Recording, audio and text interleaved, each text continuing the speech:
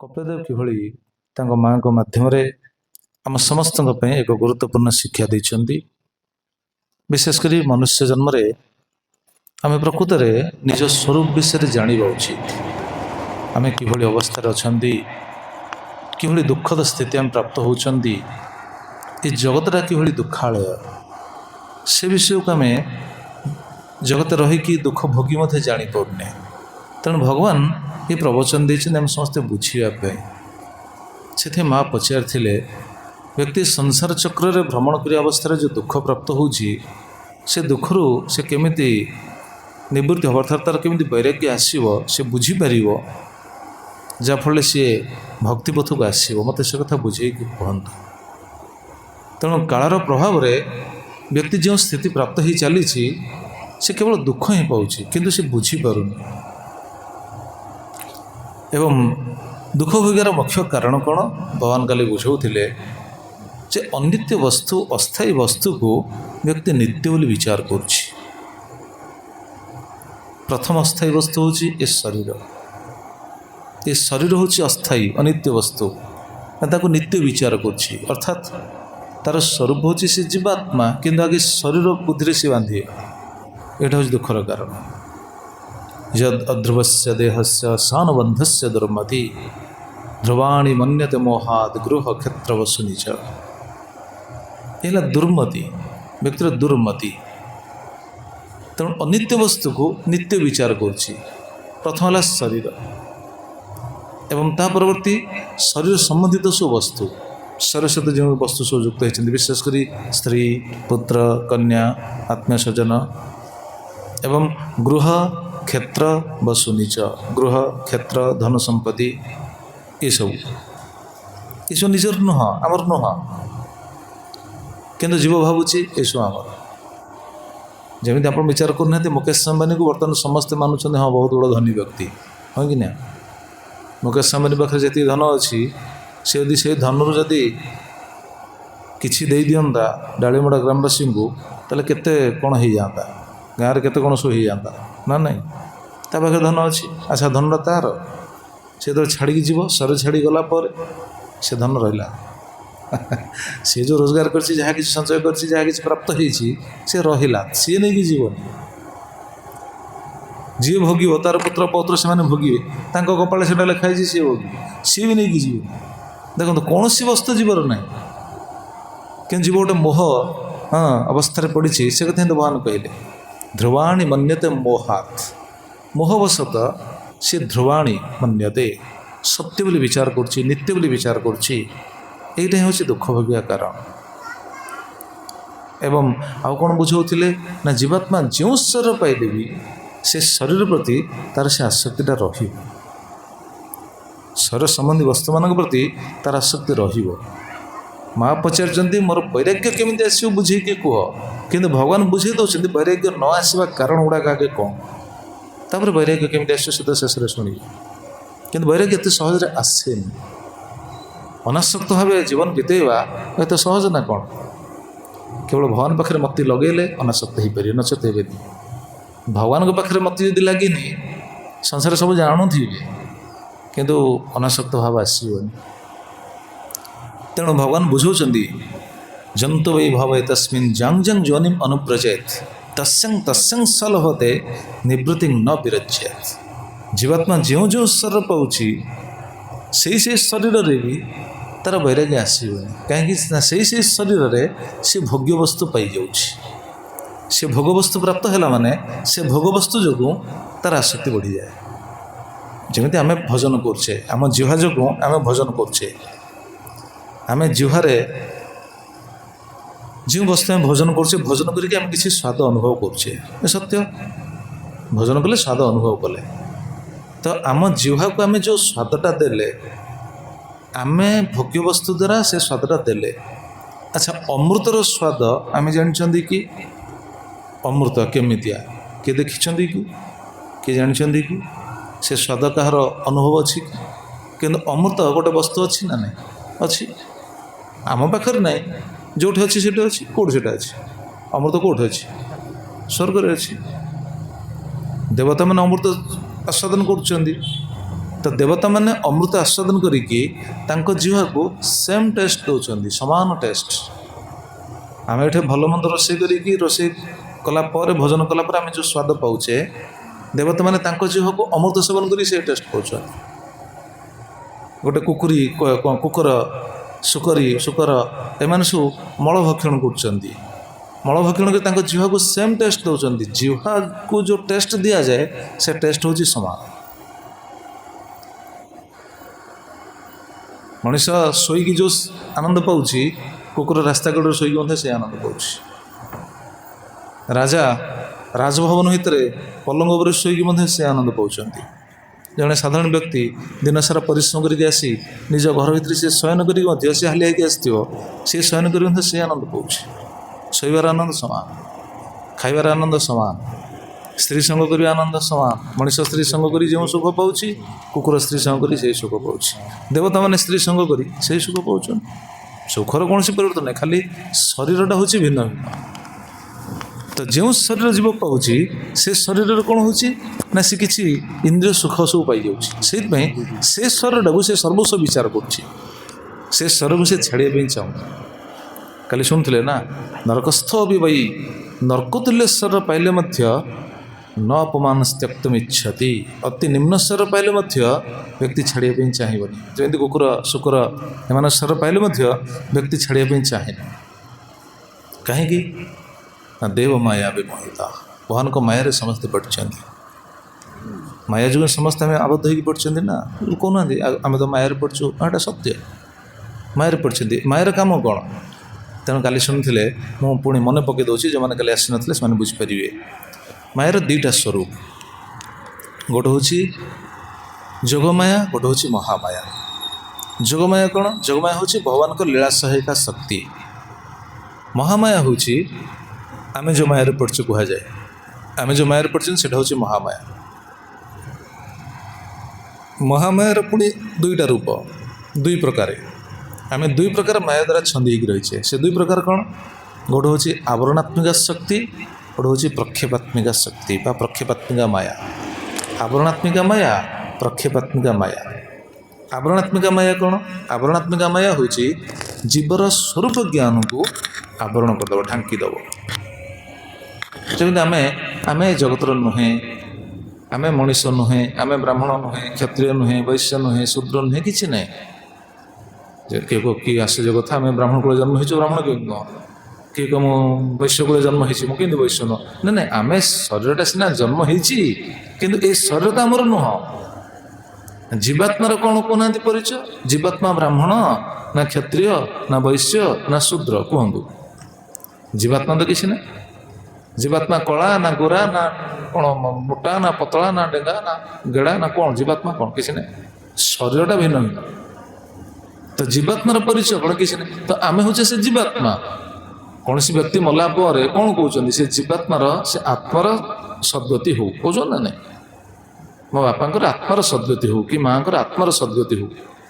ତ ସେଟା ତ ବାପାର ସଦ୍ଗତି ହଉ କହୁନାହାନ୍ତି, ବାପାର ଆତ୍ମାର ସଦ୍ଗତି ହଉ କହୁଛନ୍ତି। ତାମାନେ ଆମର ପରିଚୟ କ'ଣ? ଆମେ ହେଲେ ଆତ୍ମା। କିନ୍ତୁ ସେ ଆତ୍ମଜ୍ଞାନଟା ଆମର ରହୁନି। ଆମେ ସମସ୍ତେ ଶରୀର ଦୃଷ୍ଟିରୁ ବିଚାର କରୁଛେ। ଏଇଟା ତ ମାୟା।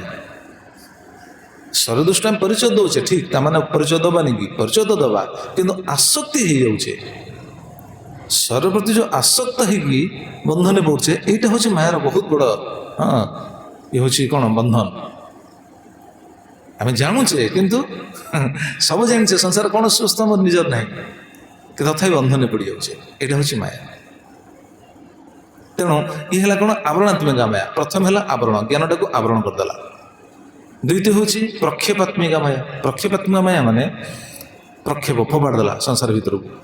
ଫୋପାଡ଼ି ଦେଲା ମାନେ ଅନିତ୍ୟ ବସ୍ତୁକୁ ପୁଣି ନିଜର ବିଚାର କରିବ। ମୋର ଘର, ମୋର ସ୍ତ୍ରୀ, ମୋର ପୁତ୍ର, ମୋର କନ୍ୟା, ମୋର ଗାଡ଼ି, ମୋର ଘୋଡ଼ା, ମୋ ଜମିବାଡ଼ି, ଏସବୁ ଅନିତ୍ୟ ବସ୍ତୁକୁ ସେ ନିଜର ବୋଲି ବିଚାର କରିବ। କୌଣସି ବସ୍ତୁ ନିଜର ନାହିଁ। ତ ଏ ମାୟାର ସ୍ୱରୂପ। ଏ ମାୟାରେ ପଡ଼ିକି ଜୀବ ଯେଉଁ ଶରୀର ପାଏ, ସେ ଶରୀରଟାକୁ ହିଁ ସର୍ବସ୍ୱ ବିଚାର କରେ। ଭଗବାନ ସେ କଥା ହିଁ ବୁଝେଇଲେ। ତ ଗତକାଲି ଆମେ କଥା ବିଶ୍ରାମ ଦେଇଥିଲେ ଏଠି। ଠିକ୍ ଅଛି, ଯେଉଁ ଶରୀର ପାଇଲେ ମଧ୍ୟ ଜୀବାତ୍ମାର ଯଦି ଏଇଭଳି ଆସକ୍ତି ରହୁଛି, ଜୀବାତ୍ମା ଯେଉଁ ଶରୀର ପାଇଲେ ମଧ୍ୟ ତାର ତ ଏଭଳି ମୋହଟା କଟୁନି। କିନ୍ତୁ ମଣିଷ ଜନ୍ମରେ ଜୀବାତ୍ମା ଯେତେବେଳେ ମଣିଷ ଶରୀର ପାଉଛି, ସଂସାର ପୋଷଣ ଦଶାରେ ପତ୍ନୀ ପୁତ୍ର ପରିବାର ଏମାନଙ୍କୁ ପୋଷଣ ଦଶାରେ ସେ ଯେଉଁ ଦୁଃଖ ପାଉଛି, ସେ ଦୁଃଖ ଯୋଗୁଁ ତ ତାର ବୈରାଗ୍ୟ ଆସିବ, ଅନାସକ୍ତ ଭାବ ଆସିବ। ଭଗବାନ କହିଲେ ନା, ସେ ଦୁଃଖ ଭୋଗିଲେ ମଧ୍ୟ ତାର ବୈରାଗ୍ୟ ଆସିବ ନାହିଁ, ଅନାସକ୍ତ ଭାବ ଆସିବ ନାହିଁ। ସେଟାକୁ ବୁଝେଇକି ଗୋଟେ ଶ୍ଲୋକ କହିଥିଲେ ଯେ 7ଟା ବସ୍ତୁରୁ ଜୀବ ଦୁଃଖ ପାଉଛି କିନ୍ତୁ ବୈରାଗ୍ୟ ଆସିବନି, ପ୍ରତିଦିନ ଦୁଃଖ ପାଉଛି। 7ଟା ବସ୍ତୁରୁ ଜୀବ ପ୍ରତିଦିନ ଦୁଃଖ ପାଏ।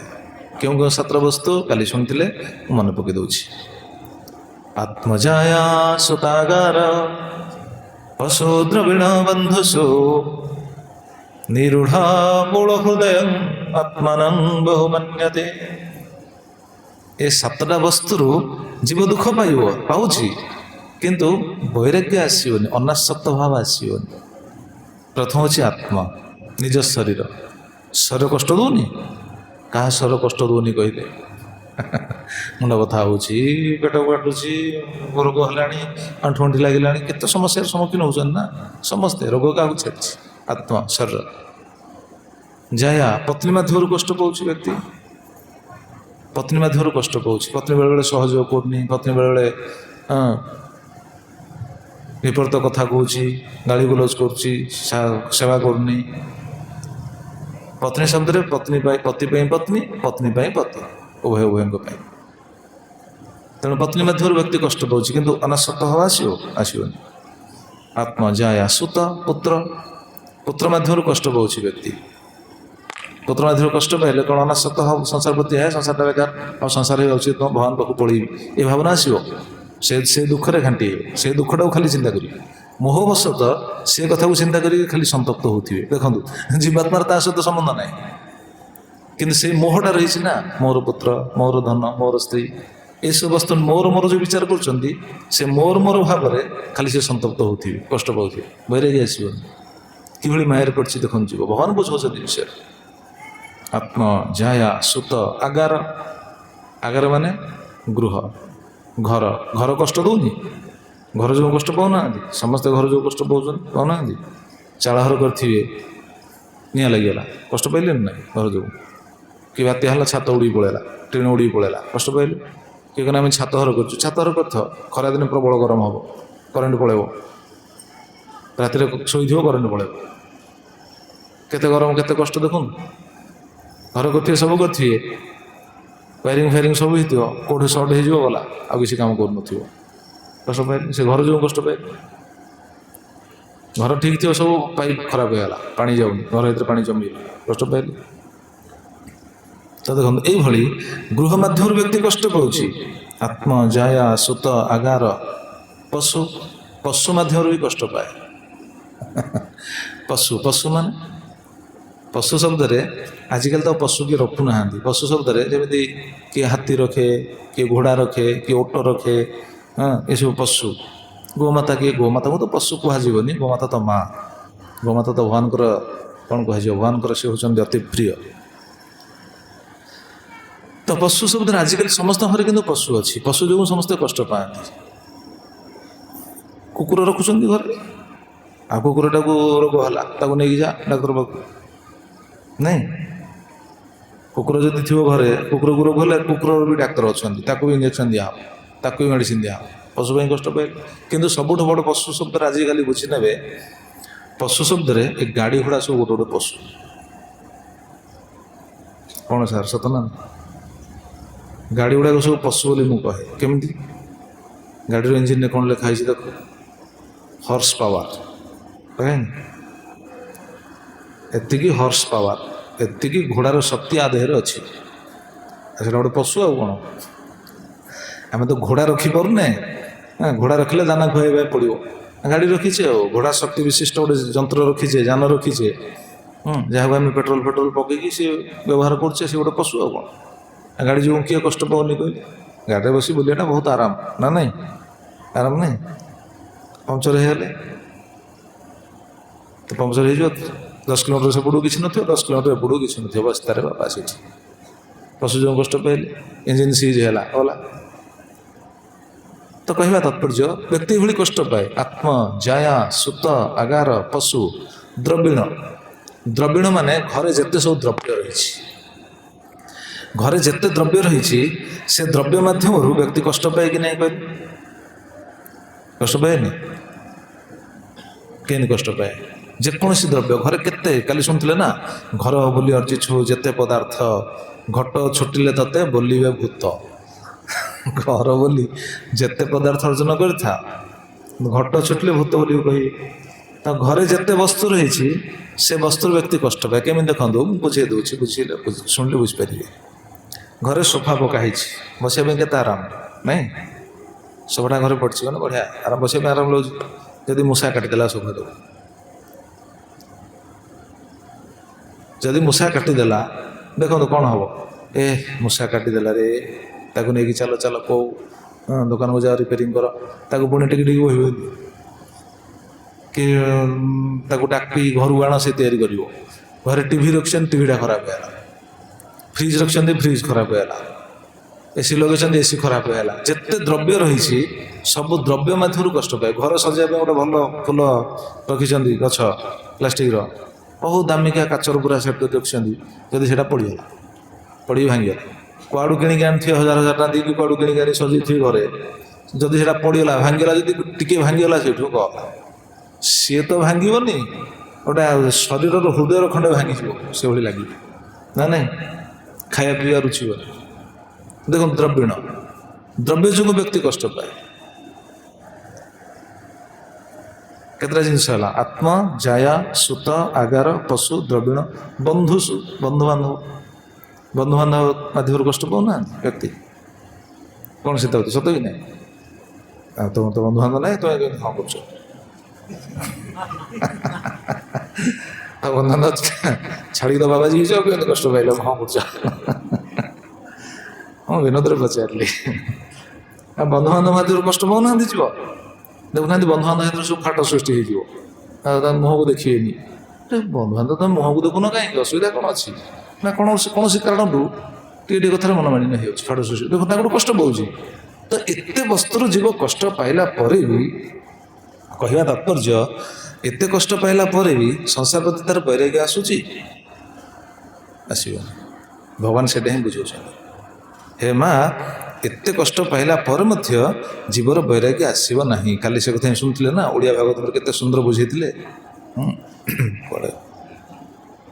ଦେହ କଳତ୍ର ସୁତ ଘର, ପଶୁ ଇତ୍ୟାଦି ବନ୍ଧୁ ମୋର, ମନକୁ ଏଣେ ଦୃଢ଼ କରେ, ସୁଖ ମଣଇ ଦୁଃଖ ଘରେ, ମଣଇ କୃତାର୍ଥ ହୋଇଲି, ଅନେକ ସୁଖ ମୁଁ ପାଇଲି, ମୋ ତୁଲ୍ୟ ନାହିଁ ଭାଗ୍ୟବନ୍ତ, କେ ଅଛି ମୋ ସମ ମହତ। ବ୍ୟକ୍ତି ଖାଲି ଏଭଳି ବିଚାର କରୁଥାଏ।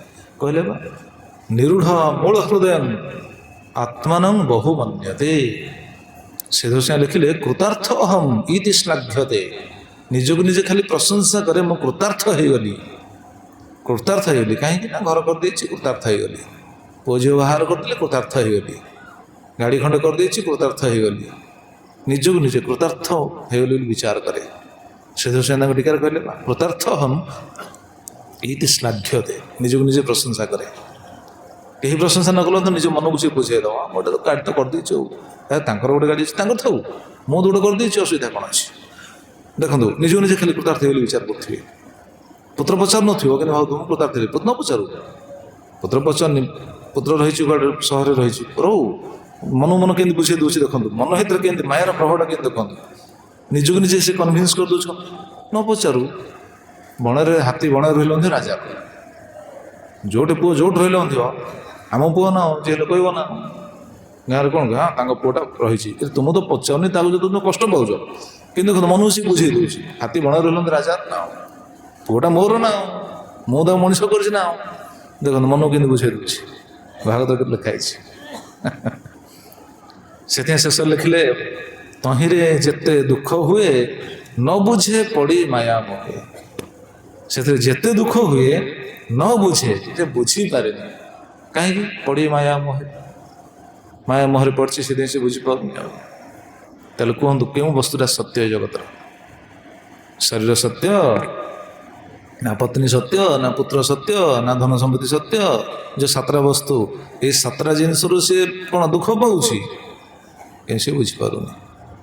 କବୀରଜୀ ତାଙ୍କ ଦୋହାରେ କେତେ ସୁନ୍ଦର କଥା ଲେଖିଲେ। ଆଉ ଏସବୁ ମିଥ୍ୟା ବସ୍ତୁ ସହିତ ଯୁକ୍ତ ହେଇକି ବ୍ୟକ୍ତି କେବଳ ଦୁଃଖ ସଂସାର ଭିତରେ ଖାଲି ସନ୍ତପ୍ତ ଅବସ୍ଥାରେ ଖାଲି ଖାଲି ଘାଣ୍ଟି ହେଉଛି। ଆଉ କୁହାଯାଏ ଝୁଠା କାୟା ଝୁଠା ଘର झूठा यह परिवार झूठी माया देख करी फूलो कहाँ गवा। झूठा काया झूठा घर झूठा यह परिवार, एसो मिथ्या। कौन सी वस्तु सत्य नहीं? सत्य कि काली शुणुले बा मला बेले तो निया जाउछि लोकंकु शेष यात्रा रे कोडा सत्य कहउछन्ती को? शरीर सत्य है कहउछन्ती, धन संपत्ति सत्य है कहउछन्ती, स्त्री सत्य है कहउछन्ती, आ कोडा घर द्वार सत्य कहउछन्ती, नाती नातुणी सत्य कहउछन्ती, कोडा सत्य कहउछन्ती? कोडा सत्य? प्रभु का नाम सत्य, भगवान ही सत्य। कि जीव केमी अज्ञान पड़ी केमी माया पड़ी देख न बुझे पड़ी माया। तो ये सी मायार तो पड़ी बुझीपारुनि, वैराग्य आसुनि, बरं कौन करे देखो कौन कहते से केते क्लेश से सहन कर चले तार हिसाब नहीं। खाली देह जली पड़ू था कि कुछ कहीपर। संदेहमान सर्वांग ए समुद्वहनादिना करोति अविरतं मूढ़ दुरितानि दुराशया। संदेहमान सर्वांग, सर्वांग पूरा जली उठू था, पड़ी रहे। कहीं एसम उद्वहन आदिना, एसम यही मानक अर्थात ये 7 जन जो 7 जन कथा शुणिले से 7 जन कथा मन रखिथे। आत्मा माने शरीर, आत्मा जाया पुत्र घर धन संपत्ति पशु द्रव्य बंधु, ये 7 जन ही से परिश्रम कर। देखुना क्या परिश्रम कर 7 जन ना क्या आपने परिश्रम कर पड़िशा लोक कहते देखा किए कर पड़िशा लोक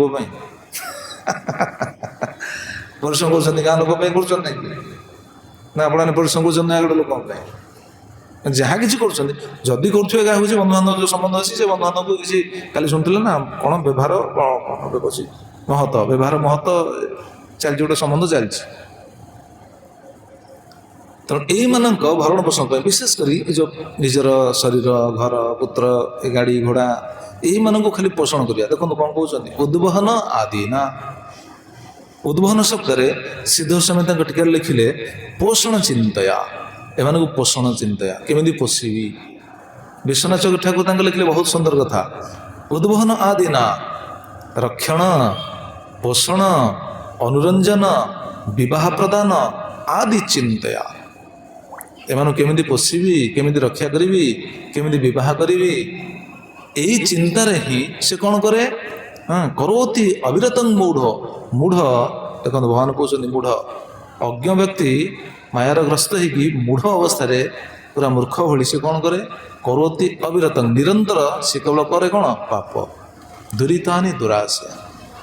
क्रूर हृदय विशिष्ट हो केवल पाप करी चले।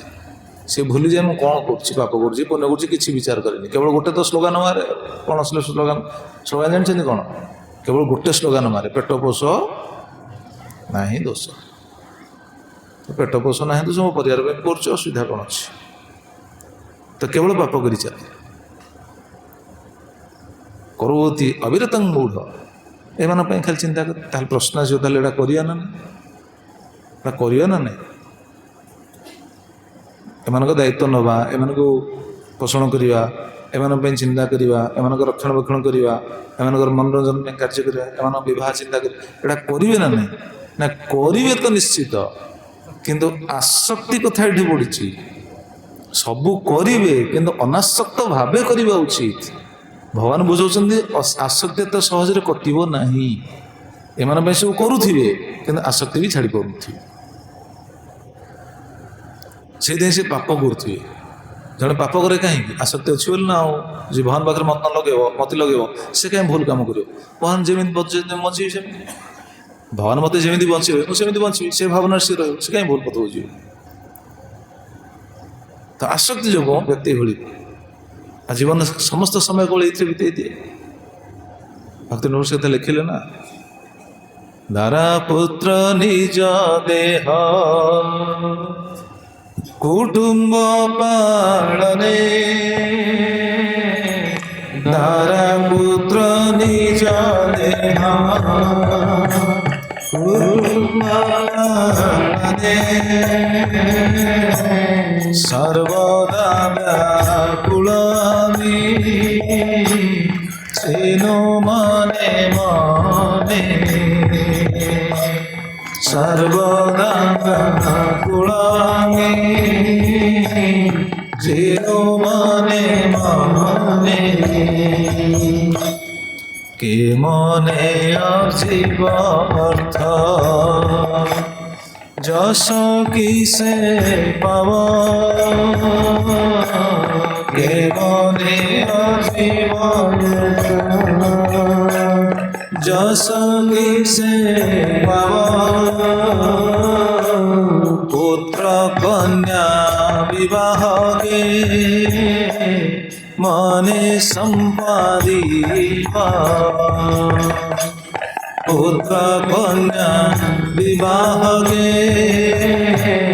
মনে সম্পাদিবা, কেবଳ ଏଇଥିରେ ସମୟ ବିତିଯାଏ। ଧାରା ପୁତ୍ର ନିଜ ଦେହ କୁଟୁମ୍ବ ପାଳନେ, ସର୍ବଦା ବ୍ୟାକୁଳ ଆମେ ଛେନୁ ମନେ ମନେ, ସବୁ ସମୟରେ ଖାଲି ବ୍ୟାକୁଳ, ଖାଲି କୁଟୁମ୍ବ ପୋଷି, ପରିବାର ପୋଷିବ। ପରିବାର ତ ଅର୍ଜନ କରିଛି ପୋଷିବା ପାଇଁ, ତ ସେ ବାଧ୍ୟ, ସେ ଆସକ୍ତ ହେଇକି ପଡ଼ିବ, ଯିବ କୁଆଡ଼େ। ଏ ସଂସାର ବଡ଼ ବିଚିତ୍ର, ଛାଡ଼ିକି ଯାଇପାରିବେନି, ରହିକି ବି ସୁଖ ପାଇବେନି। ଦେଖନ୍ତୁ ସତ କି ନାହିଁ ଚିନ୍ତା କରନ୍ତୁ, ଛାଡ଼ିକି ଯାଇପାରୁଛନ୍ତି, ଯାଇପାରିବେ କି? ରହିକି ସୁଖ ପାଉଛନ୍ତି, କରିବେ କ'ଣ? ଭଗବାନ ବୁଝାଉଛନ୍ତି, ଜୀବ ମାୟାରେ ପଡ଼ିଛି କେମିତି ଦେଖନ୍ତୁ, ସେ ବୈରାଗ୍ୟ ଆସିବନି। ଏଇଟା ଶୁଣିଲେ ହିଁ ବୁଝିବେ, ଆରେ ସଂସାର ସ୍ୱରୂପ ଏୟା, ଆମେ ଏଇଭଳି ଅବସ୍ଥାରେ ପଡ଼ିଛେ, ଏଇଟା ବୁଝିବା ସ୍ତରକୁ ଆସିଲେ ତାପରେ ଅନାସକ୍ତ ଭାବଟା ଆସିବ। କିନ୍ତୁ ସେ ବୁଝିବା ସ୍ତରକୁ ଆସିନି, ଭାବୁଛ ତ ସବୁ ମୋର, ସବୁ ମୋର। ଧରା ପୁତ୍ର ନିଜ ଦେହ କୁଟୁମ୍ବ ପାଳନେ, ସର୍ବଦା ବ୍ୟାକୁଳ ଆମେ ଛିନୁ ମନେ ମନେ, କେମନେ ଅର୍ଜିବି ଅର୍ଥ ଯଶ କି ସେ ପାବ, କେମିତି ଅର୍ଥ ରୋଜଗାର କରିବି, ଖାଲି କେମିତି ଟଙ୍କା ଟଙ୍କା। ଗୁରୁଦେବ କୁହନ୍ତି, ପରମ ପୂଜ୍ୟ ଶ୍ରୀ ସନ୍ତ ଗୌରବିନ୍ଦ ଗୋସ୍ୱାମୀ ମହାରାଜ କୁହନ୍ତିନି କ'ଣ କୁହନ୍ତି, ମନି ମନି ମନି ବ୍ରାଇଟର ଦେନ୍ ସନସାଇନ୍ ସୁଇଟର ଦେନ୍ ହନି।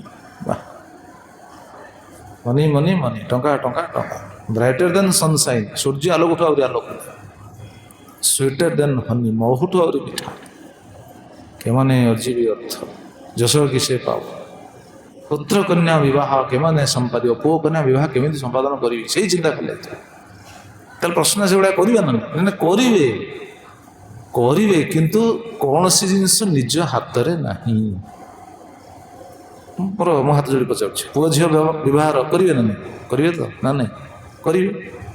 ଯଦି କରିବେ ତାହେଲେ ଏଇଟା ଆପଣ କରୁଛନ୍ତି ନା କର୍ମଫଳ ହିସାବରେ ହେଉଛି କୁହ?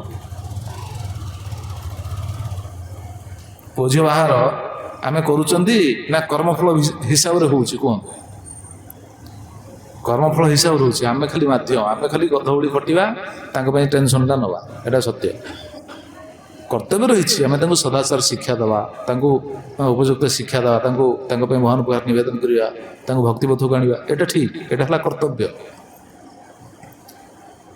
କିନ୍ତୁ ଆମେ ଭାବୁଛୁ କ'ଣ ନା ମୁଁ କରିବି, କେତେ ପରିଶ୍ରମ କରୁଛନ୍ତି ସମସ୍ତଙ୍କ ପାଇଁ, ଠିକ୍ ଅଛି କରିବେ, ମନା ନାହିଁ। ଯଦି ପୁଅ ଝିଅ ବାହାର କରିଦେଲେ ଯେ ଜୀବନଟା ସଫଳ ହେଇଯାଉଛି, ବା ଆମେ ଯଦି କରୁଛେ, ତାହେଲେ ସମସ୍ତେ ତ ଚାହୁଁଛନ୍ତି ଘରକୁ ଭଲ ବୋହୂ ଆସୁ। କିଏ ନ ଚାହୁଁଛି କହିଲେ ଆଜ୍ଞା, ହାତ ଟେକିଲେ ଦେଖିବା। ଘରକୁ ଭଲ ବୋହୂ ଆସୁ, କିଏ ନ ଚାହୁଁଛି? ସମସ୍ତେ ତ ଚାହୁଁଛନ୍ତି। ତାହେଲେ ଘରକୁ ବୋହୂ ଆସିଲା ପରେ କାହିଁକି ଡିଜେ ବାଜୁଛି ସବୁଦିନ? କୁହନ୍ତୁ, ସବୁଦିନ କାହିଁକି ଡିଜେ ବାଜୁଛି? ତୁମେ ତ ଖୋଜି ଖୋଜି ବୋହୂ ଆଣିଛ, ତ ଘରେ କାହିଁକି ବୋହୂ କଥା ଶୁଣୁନି? କାହିଁକି ତାର ରୂପ ଦେଖାଉଛି? ତାହେଲେ ଆମେ କରେଇଲେ ନା କର୍ମଫଳ ହିସାବରେ ସେ ଯୋଡ଼ି ହେଲା? ତ କର୍ମଫଳ ହିସାବରେ ଯୋଡ଼ି ହେଉଛି, ଆମର କର୍ତ୍ତବ୍ୟ ଆମେ ତାକୁ ସେ ରାସ୍ତାରେ ଆମେ ଯିବା, କିନ୍ତୁ ଆସକ୍ତ ହେଲା ମାନେ ପଡ଼ିଲେ ସମସ୍ୟାରେ। ସମସ୍ତେ କର୍ମଫଳ ହିସାବରେ ବାନ୍ଧିକି ରହିଛନ୍ତି। ଜୀବ ଏଇଟା ବୁଝି ନେବା ଉଚିତ, ମୁଁ ଶରୀର ପାଇଛି, କର୍ମ ଭଳି ହିସାବରେ ପଡ଼ିଛି, ମୁଁ ଭକ୍ତି କରିକି ସଂସାର ଉଦ୍ଧାର ପାଇକି ଯିବି। ଏ ପୁତ୍ର କନ୍ୟା ଆତ୍ମୀୟ ସ୍ୱଜନ ସବୁ ରହିଛନ୍ତି, ଠିକ୍ ଅଛି, ସେ ରହିବେ, ତାଙ୍କ ପାଇଁ ମୁଁ ଚିନ୍ତା କରିବିନି, ତାଙ୍କ ପ୍ରତି ମୋର କର୍ତ୍ତବ୍ୟ ଯେତିକି ମୁଁ ସେତିକି କରିବି। ଗୃହସ୍ଥ ଧର୍ମ ଯଦି କେତେବେଳେ ଶୁଣନ୍ତି, ଶୁଣିଲେ ବୁଝିବେ। ଗୃହସ୍ଥ ଧର୍ମ ସେ ବି 7 ଦିନରେ ପ୍ରବଚନ। ଗୃହସ୍ଥ ହିସାବରେ କେମିତି ରହିବେ, ଛାଡ଼ିବା ପାଇଁ କୁହାଯାଏନି, ସଂସାର ରହିବେ ନା, ଛାଡ଼ି ପଳେଇବେ ନା କ'ଣ? ପୁତ୍ର କନ୍ୟା ତାଙ୍କର ଦାୟିତ୍ୱ ଅଛି ନା ନାହିଁ, ତାଙ୍କ ପ୍ରତି ଦାୟିତ୍ୱ ଅଛି ନା ନାହିଁ, ଅଛି। ଛାଡ଼ି ଯିବା ପାଇଁ କୁହାଯାଇନି, କିନ୍ତୁ ଆସକ୍ତ ହେବା ପାଇଁ କୁହାଯାଇନି। ଆସକ୍ତ ହେଲା ମାନେ ବନ୍ଧନରେ ପଡ଼ିବ। ଏ ବୈରାଗ୍ୟ ଆସିବନି, ଅନାସକ୍ତ ଭାବଟା ଆସିବ ନାହିଁ। କେମାନେ ଅଜୀବି ଅର୍ଥ ଯଶ କିସେ ପାବ, ପୁତ୍ର କନ୍ୟା ବିବାହ କେମାନେ ସମ୍ପାଦିବ।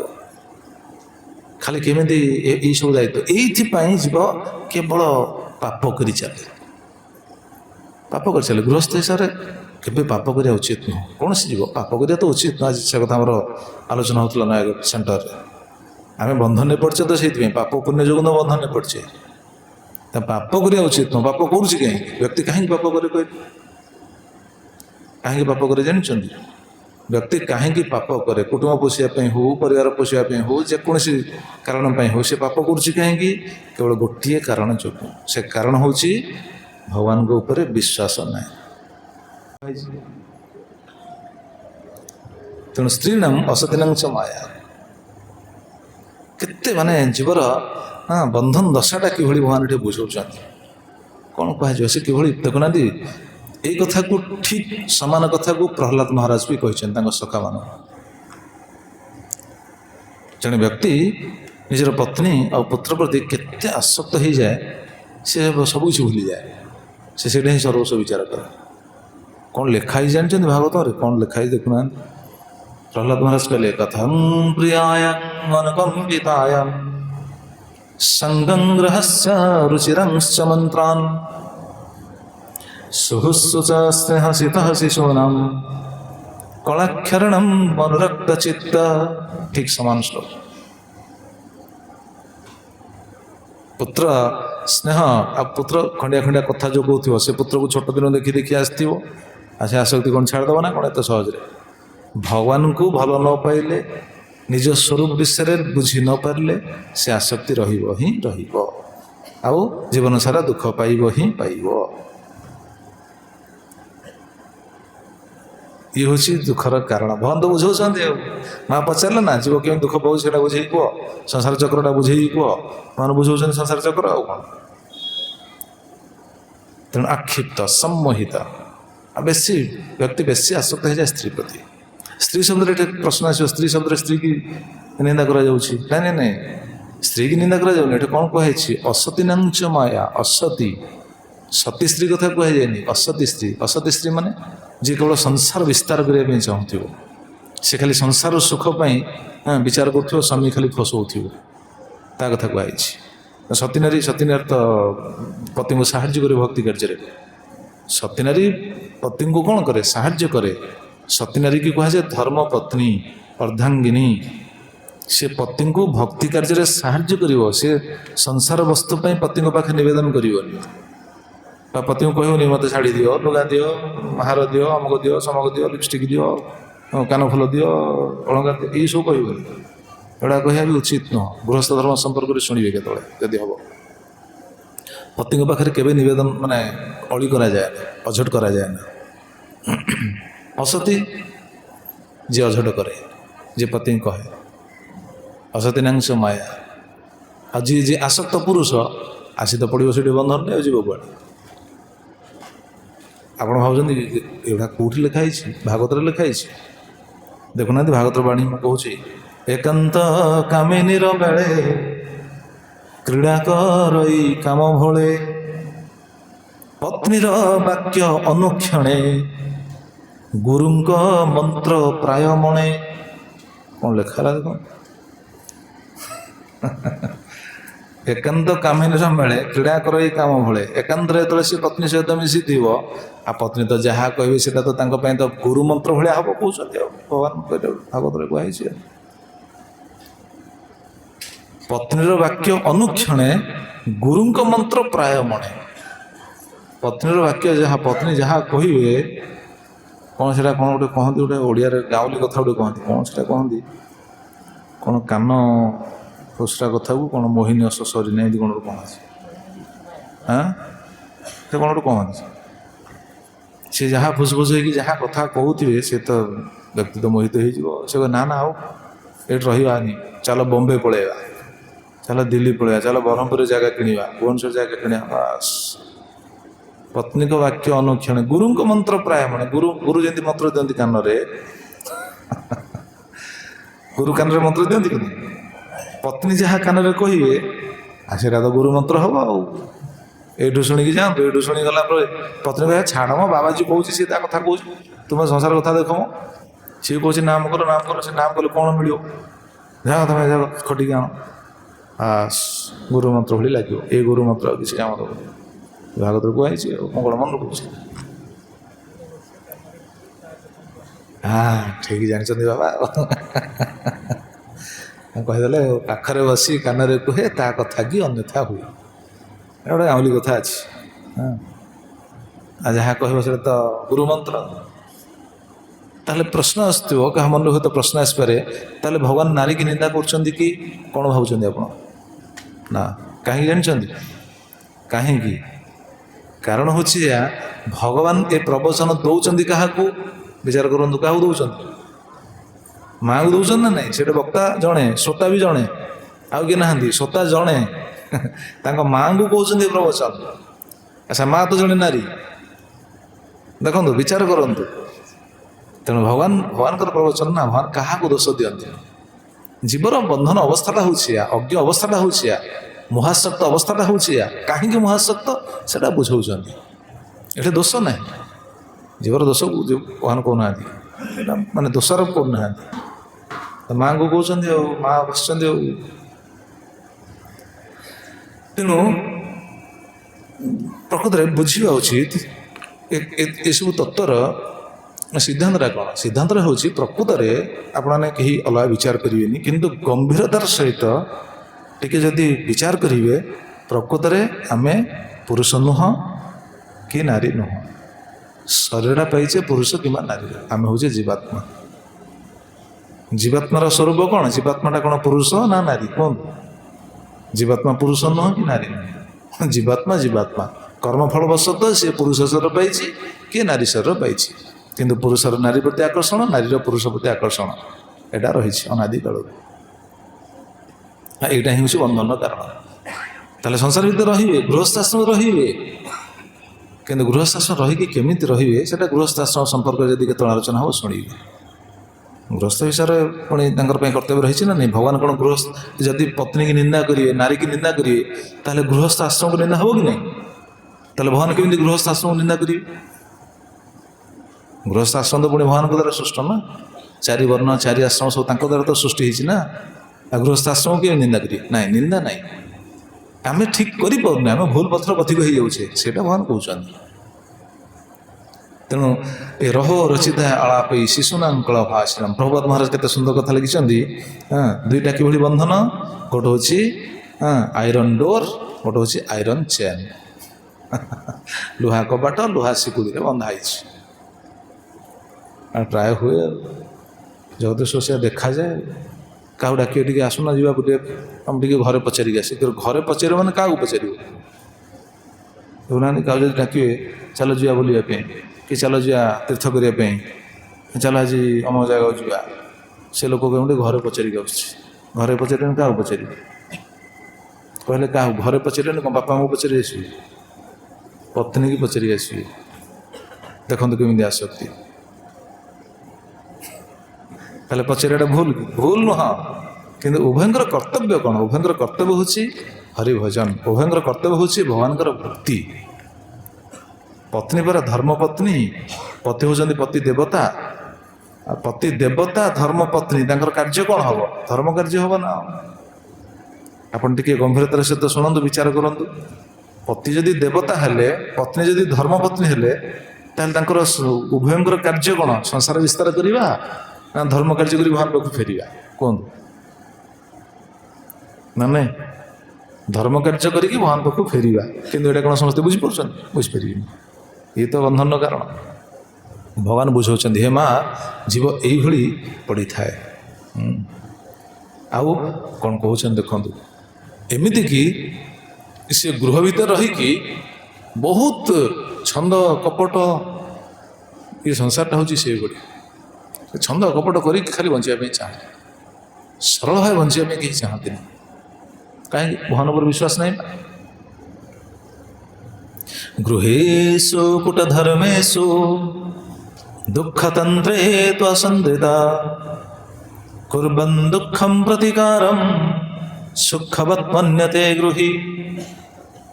ଭଗବାନ ବୁଝାଉଛନ୍ତି କେତେ ସୁନ୍ଦର। ହେ ମା, ସଂସାରରେ ଯେତେବେଳେ ବ୍ୟକ୍ତି ଥାଏ, ଦେଖନ୍ତୁ କେମିତି ବନ୍ଧନରେ ପଡ଼ିଛି। ଏସବୁ ଯେଉଁ ବର୍ଣ୍ଣନା କରାଯାଉଛି, ଏଇଟା କେଉଁ ଅବସ୍ଥାର, ଏ ଯେଉଁ ଚିତ୍ର ଦେଖୁଛନ୍ତି, କେଉଁ ଅବସ୍ଥାର ଏସବୁ କର୍ମ? ଯୁବକ ଅବସ୍ଥାର। ଯୁବକ ଅବସ୍ଥାରେ ବାହା ହେଇଛି, ସଂସାର କରୁଛି, ପତ୍ନୀ ଅଛି, ପୁତ୍ର ଅଛି। ଯୁବକ ଅବସ୍ଥା ସେଇଠୁ ଆପଣ ଦେଖି ଦେଖି ଯାଆନ୍ତୁ, ଯୁବକ ଅବସ୍ଥା ଯେଉଁଠି ଅଛି ସେଇଠି ଏସବୁ କାର୍ଯ୍ୟ। ଭଗବାନ ଏଇଟା ବୁଝେଇବେ, ପୁରା ଟୋଟାଲଟା ବୁଝେଇବେ, ଶୁଣିବା। 7 ଦିନ ଏଇଟା ବୁଝିବା, ଶୁଣ। ତେଣୁ ଗୃହେଷୁ କୂଟ ଧର୍ମେଷୁ, ଗୃହ କୂଟ ଧର୍ମ, ଗୃହଟା ଭାରି କୂଟ ଧର୍ମ। କୂଟ ଧର୍ମ ମାନେ ଛନ୍ଦ କପଟ। ଦେଖୁନାହାନ୍ତି ଓଡ଼ିଆ ଭାଷାରେ ପୁରା ଲେଖା ହେଲେ, ଏ ଗୃହ ଅତି କୂଟ ଧର୍ମ କରାଏ ଅତି ଛନ୍ଦ କର୍ମ କେବଳ ଦୁଃଖର ଏ ମୂଳ ତହିଁ ପଡ଼ିନ ସେ ବ୍ୟାକୁଳ ସେ ଦୁଃଖ ପ୍ରତିକାର ପାଇଁ ନାନା ବ୍ୟାପାରେ ଦୁଃଖେ ଧାଇଁ ସେ ଦୁଃଖ ଅତି ସୁଖ ମଣେ କେବଳ ମୋହେ ନ ପ୍ରମାଣେ। କ'ଣ ଲେଖିଲେ ଜଗନ୍ନାଥ ଦାସ? ଦେଖନ୍ତୁ ଏଇ ଶ୍ଲୋକର ଅନୁବାଦ, ବିଲକୁଲ ଏହାର ଅର୍ଥ ଯାହା ଏଠି ଲେଖା ହେଲା ସେଇଆ। ଏ ଗୃହ ଅତି କୂଟ ଧର୍ମ କରାଏ ଅତି ଛନ୍ଦ କର୍ମ। ଗୃହଟା କୂଟ ଧର୍ମ, ସୁଖ ପାଏନି ବ୍ୟକ୍ତି। ଗୃହେଷୁ କୂଟ ଧର୍ମେଷୁ ଦୁଃଖତନ୍ତ୍ରେଷୁ ଅତନ୍ଦ୍ରିତ। ଏ ଛନ୍ଦ କପଟ କରିକି ଅତନ୍ଦ୍ରିତ, ନିରନ୍ତର ରେଷ୍ଟଲେସ୍ ଭାବେ ଯାହାକୁ କୁହାଯାଏ, କାହାକୁ ଫୁର୍ସତ ନାହିଁ। କିନ୍ତୁ କେହି ଗୋଟେ ସଚ୍ଚୋଟ ଭାବେ ବଞ୍ଚିବା, ସରଳ ଜୀବନ ବିତେଇବା, କଳିଯୁଗ ଦେଖିବା ବହୁତ କଷ୍ଟ, ବହୁତ ମୁସ୍କିଲ। ସରଳ ଜୀବନ। ପ୍ରଭୁପାଦ ମହାରାଜ କୁହନ୍ତି, ପ୍ରକୃତରେ ଜଣେ ଗ୍ରାମାଞ୍ଚଳରେ ହିଁ ସରଳ ଜୀବନ ବିତେଇ ପାରେ। ଗ୍ରାମାଞ୍ଚଳରେ ସରଳ ଜୀବନ ବିତେଇବା ଅତି ସହଜ। କାହିଁକି? କାରଣ ଗ୍ରାମାଞ୍ଚଳରେ ପ୍ରଭୁପାଦ କୁହନ୍ତି, 1 ଏକର ଜମି ଆଉ ଗୋଟିଏ ଗୋମାତା ଯଦି ଜଣଙ୍କର ଅଛି, ତାହେଲେ ସିଏ ଆରାମରେ ଚଳିପାରିବ। 1 ଏକର ଜମି, ଗୋଟିଏ ଗୋମାତା। ସରଳ ଜୀବନ, ପ୍ରଭୁପାଦ କୁହନ୍ତି, ସରଳ ଜୀବନ ଉଚ୍ଚ ଚିନ୍ତାଧାରା। ତେଣୁ ସରଳ ଜୀବନ ଯଦି ବିତେଇବ, ସେ ଆରାମରେ ବଞ୍ଚିପାରିବ। କିନ୍ତୁ ଆଜିକାଲି କେହି ସରଳ ହେଇପାରୁନାହାନ୍ତି। କାହିଁକି? ଏ ଗୃହଟା ତ ସେୟା। ଏ ଗୃହ ଅତି କୂଟ ଧର୍ମ। ଗୃହଟା ଗୋଟେ କୂଟ ଧର୍ମରେ ସମସ୍ତେ ପଡ଼ିଛନ୍ତି। ଆଉ କରାଏ ଅତି ଛନ୍ଦ କର୍ମ। କୂଟ ଧର୍ମ ଦେଖୁନାହାନ୍ତି, ଗୋଟେ ସରଳ ଭାବରେ ବଞ୍ଚିବା, ସରଳ ଭାବରେ କାହାର କିଛି କ୍ଷତି କରିବାନି, କାହାର ଅମଙ୍ଗଳ ଚିନ୍ତା କରିବାନି, ପରଚର୍ଚ୍ଚା କରିବାନି, ଅଯଥା ସମୟ ବିତେଇବାନି, ଏସବୁ ସରଳ ଜୀବନ। ଆଉ ଦେଖୁନାହାନ୍ତି ଗାଁ ଗହଳି, ମୁଁ ହାତ ଯୋଡ଼ି କହୁଛି, କେହି ଖରାପ ଭାବିବେନି। ଗାଁ ଗହଳିରେ କ'ଣ ହେଉଛି ଦେଖୁନାହାନ୍ତି, ସବୁଆଡ଼େ ଦେଖିବେ, ସବୁ ଯୁଆଡ଼େ ଦେଖି ଖାଲି ପରଚର୍ଚ୍ଚା। ଏଇ ଜାଣିଛୁ ସିଏ ସେଇଟା କଲା, ସିଏ ସେଇଟା କଲା। ଏ ଭାଇ ତୁମର କ'ଣ ମିଳୁଛି ସେଥିରେ? ଏଇଟା ସବୁ କୂଟ ଧର୍ମ। ଜାଣିଛୁ ତାଙ୍କର ଏହା ହେଇଛି, ଜାଣିଛୁ ସିଏ ସେତେ ଟଙ୍କା ଖାଇଦେଲା, ସିଏ ସେଠି ସେ କରପସନ୍ କରିଛି, ସିଏ ସେଠି ଏ ଭାଇ ତୁମର କ'ଣ ମିଳୁଛି ସେଗୁଡ଼ାକ ଶୁଣିକି? ଯେତେ ପରଚର୍ଚ୍ଚା ବ୍ୟକ୍ତି କରେ, ଯେ ପର କଥାରେ ମୁଣ୍ଡ ପୁରାଏ, ପରଚର୍ଚ୍ଚା କରେ, ତାର କ'ଣ ହୁଏ ଜାଣିଛନ୍ତି କ୍ଷତି? ତାର ସବୁଠୁ ବଡ଼ କ୍ଷତି ହୁଏ, ତାର ନିଜ ଚିତ୍ତଟା ହିଁ ଦୂଷିତ ହୁଏ। ତା ନିଜ ଚିତ୍ତ ଦୂଷିତ ହେବ। ଯେ ଯାହା କରୁଛି କରୁ, ଆମେ କାହିଁ ଏଗୁଡ଼ା ଚିନ୍ତା କରିବା? ସଂସାର ସମସ୍ତେ ସମାନ ନୁହନ୍ତି। ଆମେ ସେଗୁଡ଼ା ଚିନ୍ତା କରିଲେ, ଆପଣ ଯେମିତି ମୁଁ ଉଦାହରଣ ଦେଉଛି, ବୁଝନ୍ତୁ ଆପଣ। ମୁଁ ଅତି ଛୋଟ ଛୋଟ ଉଦାହରଣ ଦ୍ୱାରା ବୁଝେଇଦେବି, ଆପଣ ସେଇଟା ବୁଝିଲେ ଶୁଣିପାରିବେ, ମାନେ ବୁଝିପାରିବେ ଶୁଣିକି। ଯେମିତି ଆମେ ଶୁଣିବା ଅଭଡ଼ା ମହାପ୍ରସାଦ। ଅଭଡ଼ା ମହାପ୍ରସାଦ ଖାଲି ଶୁଣିବା, ଶବ୍ଦଟାକୁ ଶୁଣିଲେ ଅଭଡ଼ା ମହାପ୍ରସାଦ ଶୁଣିଲେ ମନ ଭିତରେ କ'ଣ ଆସୁଛି? ଅଭଡ଼ା ମହାପ୍ରସାଦ ଶୁଣିଲେ ମନ ଭିତରେ କେବେ ବି କିଛି ବି ବିକାର ଆସିବ କି? କ'ଣ ଆସୁଛି? ବରଂ ଲାଳସା ଆସିବ। କ'ଣ ମିଳନ୍ତା କି ମୋତେ ଟିକେ ଗୋଟେ ଦାନା ମିଳନ୍ତା କି? ଦେଖନ୍ତୁ ସତ କି ନାହିଁ, ଅଭଡ଼ା ମହାପ୍ରସାଦ ଆସିଛି, ଯଦି ଆମେ ଶୁଣିବା କ'ଣ ହେଉଛି? ଲାଳସା ଜନ୍ମୁଛି, ସେଇଟା କେମିତି ମିଳନ୍ତା କି? ଭଗବାନଙ୍କୁ ପ୍ରାର୍ଥନା କରି ପକାଉଛେ, ମୋତେ ଗୋଟେ କଣା ହେଲେ ମିଳିଯାଉ, ଟିକେ ମିଳିଯାଉ। ନାଇଁ ଭଲ ଗୁଣ ଭଲ ଜିନିଷଟାକୁ ଆମେ ଯେତେବେଳେ ଶୁଣିଲେ ଦେଖନ୍ତୁ ମନ ଭିତରେ କିନ୍ତୁ ଗୋଟେ ଉତ୍ସାହ ଆସୁଛି, ଲାଳସା ଆସୁଛି ନାଇଁ। ଆଚ୍ଛା ଶୁଣିବା ବିଷ୍ଠା। ବିଷ୍ଠା ପଡ଼ିଛି ରାସ୍ତାରେ, ରାସ୍ତା ସାରା ବିଷ୍ଠା, ଲୋକ ସବୁ ଝାଡ଼ା ଫେରିକି ଯାଇଛନ୍ତି। ସେପଟେ ନାକ ଫାଟି ଯାଉଛି, ସେପଟେ ଗଲେ ଓହ କୁହନି କୁହନି ନାକ ଫାଟି ଯାଉଛି। ଯଦି ଏ କଥାଟା ଶୁଣିବେ, ଆଲୋଚନା କରିବେ, ମନଟା କ'ଣ ହେଉଛି? କ'ଣ ବୁଝିପାରୁଥିବେ ତ ନିଶ୍ଚିତ ଭାବେ। ସେ କଥାଟା ଶୁଣିଲେ ମନଟା କ'ଣ, ଏଇଟା କାହିଁ ଗୋଟେ ଆଲୋଚନା କରୁଛ, ଝାଡ଼ା ଫେରିଛନ୍ତି ଆଲୋଚନା କାହିଁ କରୁଛ? କହିବି ନା, ଗୋଟେ କଥା ଅଛି, ମଳକୁ ଯେତେ ଘାଣ୍ଟିବ ସେତେ ଦୁର୍ଗନ୍ଧ ହେବ, ଗୋଟେ କଥାରେ ଅଛି ନା। ତ ଦେଖନ୍ତୁ ଖରାପ ଜିନିଷଟାକୁ ଆମେ ଆଲୋଚନା କଲା ମାନେ ମନଟା କ'ଣ ହେଉଛି? ଦୂଷିତ ହେଇଯାଉଛି। ଭଲ ଜିନିଷଟାକୁ ଆଲୋଚନା କଲେ ମନ କ'ଣ ହେଉଛି? ପ୍ରସନ୍ନ ହେଇଯାଉଛି, ବା ସେ ଜିନିଷ ପାଇବା ପାଇଁ ଇଚ୍ଛା ହେଉଛି। ତାହେଲେ ସଂସାରରେ ହେଇକି ଆମେ କ'ଣ କରୁଛେ? ଭଲ ଜିନିଷ ଚିନ୍ତା କରୁଛେ ନା ପର କଥା ଚିନ୍ତା କରୁଛେ? ବସିଥିବେ ସବୁ ଗ୍ରୁପ୍ ହେଇ ବସିଥିବେ, ହଁ, ଗାଁ ଗହଳିରେ ତ ସମୟ ବହୁତ ଅଛି ସମସ୍ତଙ୍କର, ସମୟର ସଦ୍ବ୍ୟବହାର କରି ଶିଖିନାହାନ୍ତି। ସମସ୍ତେ ବସିବେ, ଗୋଟେ ଜାଗାରେ ବସିଥିବେ, ବସିକି ତାସ୍ ଖେଳୁଥିବେ। ତାସ୍ ଖେଳିଲା ମାନେ ସବୁ ସଂସାର କଥା ସେଇଠି ପଡ଼ିବ। ସେ ତାଙ୍କର ସେୟା ହେଲା, ତାଙ୍କର ସେୟା ହେଲା, ତାଙ୍କର ସେୟା ହେଲା, ତାଙ୍କର ସେୟା ହେଲା, ସଂସାର କଥା ସେଇଠି ପଡ଼ିଥିବ, ଯାହାକି କିଛି ଲାଭ ନାହିଁ।